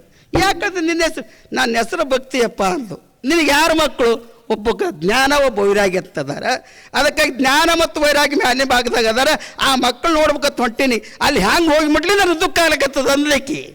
ನಾರದ ಹೇಳ್ದ, ಅಲ್ಲವಾ ನೀನು ಭಕ್ತಿ ಜ್ಞಾನಕ್ಕೆ ವೈರಾಗ್ಯಕ್ಕೆ ಮುಪ್ಪು ಬರಬಹುದು, ಭಕ್ತಿಗೆ ಎಂದೂ ಮುಪ್ಪು ಬರಂಗಿಲ್ಲ. ಅದಕ್ಕಾಗಿ ನನ್ನಲ್ಲಿ ಶಕ್ತಿ ಅದೇ. ಆ ಶಕ್ತಿಗೆ ಮಾರ್ಗ ಕೊಟ್ಟಿದ್ದು ಯಾವುದು ಅಂತ ಕೇಳಿದ್ರೆ ಭಕ್ತಿ ಯೋಗ. ಆ ಜ್ಞಾನಕ್ಕೆ ಮತ್ತು ವೈರಾಗ್ಯಕ್ಕೆ ತಾಯಿ ಅದದು. ಇನ್ನು ತಾಯಿ ಅದಿ ನಿನಗೆ ಮುಖ ಬರಂಗಿಲ್ಲ ಅನ್ನತಕ್ಕಂಥ ಮಾತನ್ನು ನಾರದರ ಮುಂದೆ ನಾರದರು ಆ ಹೆಣ್ಮಗಳಿಗೆ ಹೇಳಿದಂತೆ ಇದು ಭಕ್ತಿ ಯೋಗ. ಭಕ್ತಿ ನೀವು ಮಾಡಿದ್ರಿ ಅಂತಂದ್ರೆ ನಿಮ್ಗೆ ಜ್ಞಾನ ಬೇಕಾಗಿಲ್ಲ, ನಿಮ್ಗೆ ವೈರಾಗ್ಯ ಬೇಕಾಗಿಲ್ಲ. ಆ ಮಕ್ಕಳೇ ನಿಮ್ಮ ಅದಾವು, ಆ ಜ್ಞಾನ ವೈರಾಗ್ಯ ಅದರಾಗೆ ಅದಾವ, ಹೊರಗಿಲ್ಲವು. ಅದನ್ನು ತಿಳ್ಕೊಳ್ತಕ್ಕಂಥ ಶಕ್ತಿ ನಮಗೆ ನಿಮಗೆಲ್ಲರೂ ಕೊಟ್ಟು ಕಾಪಾಡಲಿ. ಅಮೃತಾನಂದ ಸ್ವಾಮಿಗಳವರ ಪ್ರವಚನ ಭಾಗದಲ್ಲಿ ಎಲ್ಲರೂ ಕೂಡ ಅವ್ರಿಗೊಂದು ಮಾತು ಕೊಟ್ಟೆ, ನಾವು ಎಲ್ಲಿ ಕರಿತಾರೆ ಬರ್ತೀವ್ರಪ್ಪ. ನಮ್ಮ ಇವ್ರು ಬಂದಿದ್ದು, ನಮ್ಮ ಬಿಜ್ಜರಿ ಸರ್ ಮಟ್ಟಕ್ಕೆ ಬಂದರು. ಅಪ್ಪ ಅವ್ರು ಹಿಂಗೆ ಹೇಳ್ಯಾರಿ. ಹೌದ್ರಪ್ಪ ಬರ್ತೀನಿ, ಕರೆ ನನಗೆ ವಯಸ್ಸಾಗ್ಯದ, ತಂಡಿರ್ತದೆ ನಮ್ಮ ಅಂದೆ ನಾವು ಮಾಸ್ತರಿಗೆ. ಅವರನ್ರಿ ಅಪ್ಪಗಳು ಅಂದಾರೆ, ಯಾಕಂದ್ರೆ ಈ ಭಾಗದಾಗ ಹಿರಿಯರು ಅದಾರೆ, ನಮ್ಮನ್ನು ಪ್ರೀತಿ ಮಾಡ್ತಾರೆ. ನಾವು ಅವ್ರ ಪ್ರೀತಿನೇ ಭಕ್ತಿ ಮತ್ತೊಂದು ಏನಿಲ್ಲದ್ರ ಯಾವುದು ಏನೇನಿಲ್ಲ ಜಗತ್ತಿನೊಳಗೆ. ನಾವು ಅಂತರಂಗದ ಅರಿವನ್ನು ಮಾಡಬೇಕು. ಯಾಕಂದ್ರೆ ಧರ್ಮ ಮತ್ತು ಜ್ಞಾನಕ್ಕೆ ಭಾಳ ಅಂತರಿಲ್ಲ. ಧರ್ಮ ತೀರ್ಥ ಕೊಡ್ತಕ್ಕಂಥ ಶಂಕೆ ಇದ್ದಂಗೆ, ಆಧ್ಯಾತ್ಮ ಪ್ರವಚನ ಮಾಡಿ ಜ್ಞಾನವನ್ನು ಮಾಡ್ತದೆ, ಊದು ಶಂಕೆ ಇದ್ದಂಗೆ. ಅದಕ್ಕಾಗಿ ತೀರ್ಥ ಮತ್ತು ಶಂಕೆ ಎರಡೂ ಕುಡಿದ್ರೆ ಮುಕ್ತಿ ಆಗ್ತದೆ, ಇದಕ್ಕೆ ಬರೋಂಗಿಲ್ಲ. ಆ ಪ್ರಕಾರವಾಗಿ ನಡೆಯೋಣ ಅನ್ನತಕ್ಕಂಥ ಮಾತನ್ನು ಹೇಳ್ತಾ ಸಮಯದಲ್ಲಿ ನಾವು ನೀವೆಲ್ಲರೂ ನೋಡೋಣ. ಅದಕ್ಕಾಗಿ ನಾವೇನು ಮಾಡಬೇಕು, ಭಕ್ತಿ ಯೋಗ ಮಾಡಬೇಕಾಗಿದ್ರೆ ಯಾರೆಲ್ಲ ದೇಶ ಅಶ್ವಗಳನ್ನು ಮೊದಲು ಬಿಡ್ರಿ, ಹಿಂದೊಳಗೆ ಕೀಳೋದತ್ತ ಲೆಕ್ಕ. ಯಾಕಂತಂದ್ರೆ ನೀವೇನಾಗಬೇಕು ಅಂತ ಕೇಳಿದರೆ, ಊರಾಗ ಏನಾದ್ರು ದೋಷಗಳಿದ್ದರೆ, ಅಂತರಂಗದ ಭಯ ಏನಾದ್ರು ದೋಷಗಳಿದ್ದರೆ ಆ ಎಲ್ಲ ದೋಷ ಬಿಟ್ಟು ಪ್ರವಚನ ಕೇಳಕ್ಕೆ ಬರ್ತದೆ.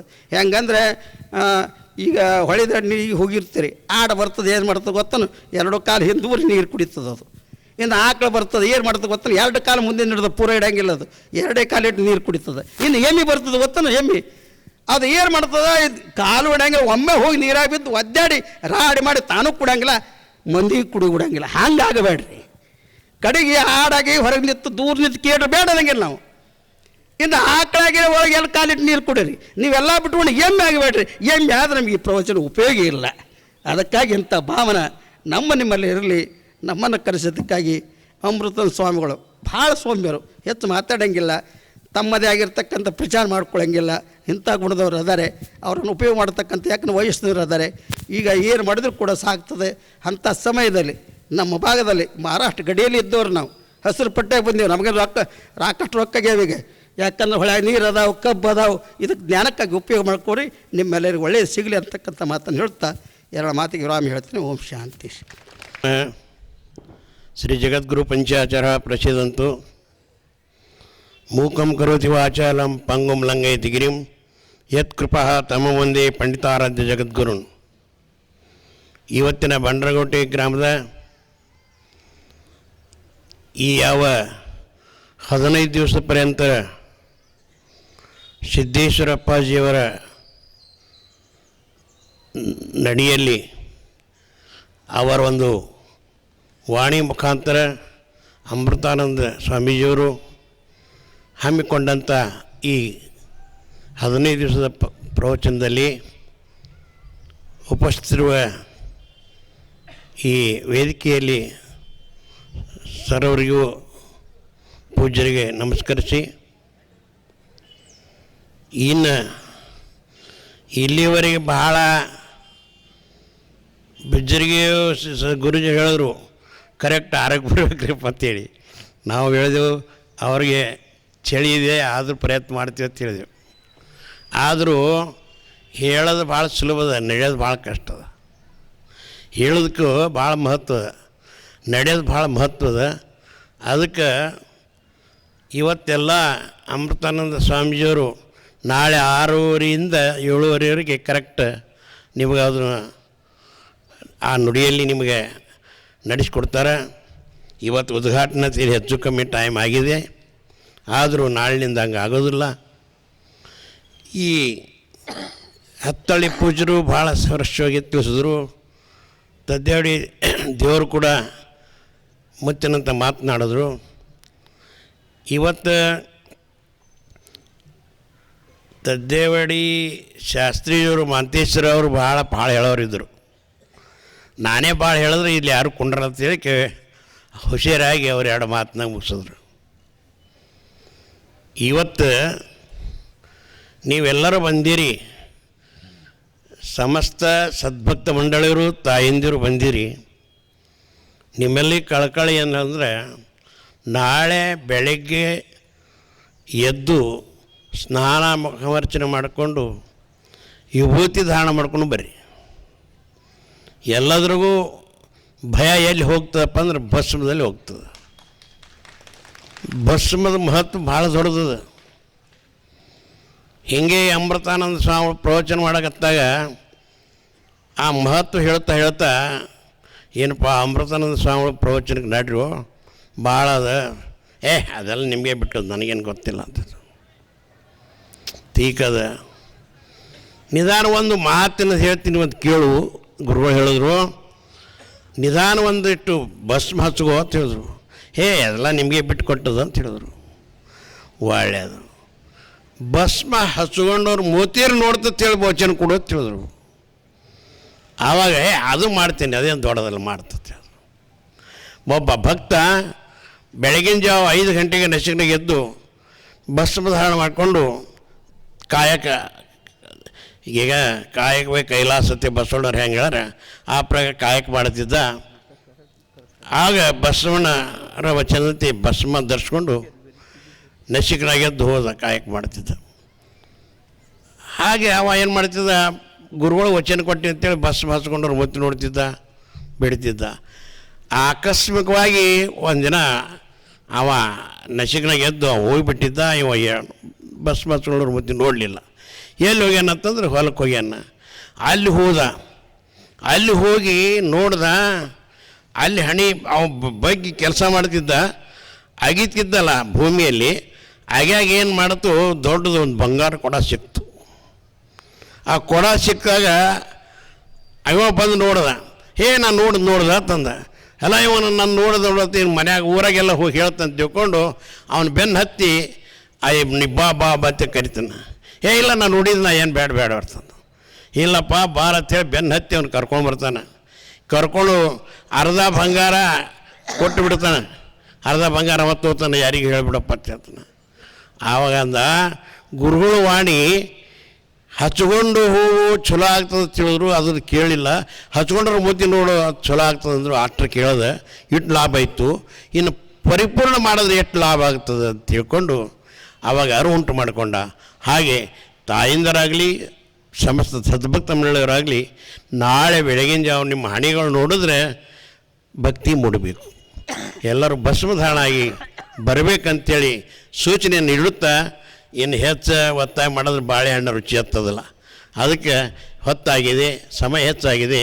ಎಲ್ಲರಿಗೂ ಸಮಯಕ್ಕೆ ಬೆಲೆ ಕೊಟ್ಟು ಎಲ್ಲರೂ ನಾಳೆ ಕಾರ್ಯಕ್ರಮದಲ್ಲಿ ಭಾಗವಹಿಸಿ ಎಲ್ಲರೂ ಗುರುವಿನ ಕೃಪೆಗೆ ಪಾತ್ರರಾಗಬೇಕಂತೇಳಿ 2 ಶುಭ ಹಾರೈಕೆಯನ್ನು ಹರಿಸಿ 2 ಮಾತಿಗೆ ವಿರಾಮ ಕೊಡ್ತೀವಿ. ಶಿವಂ ಭಯಾತ್.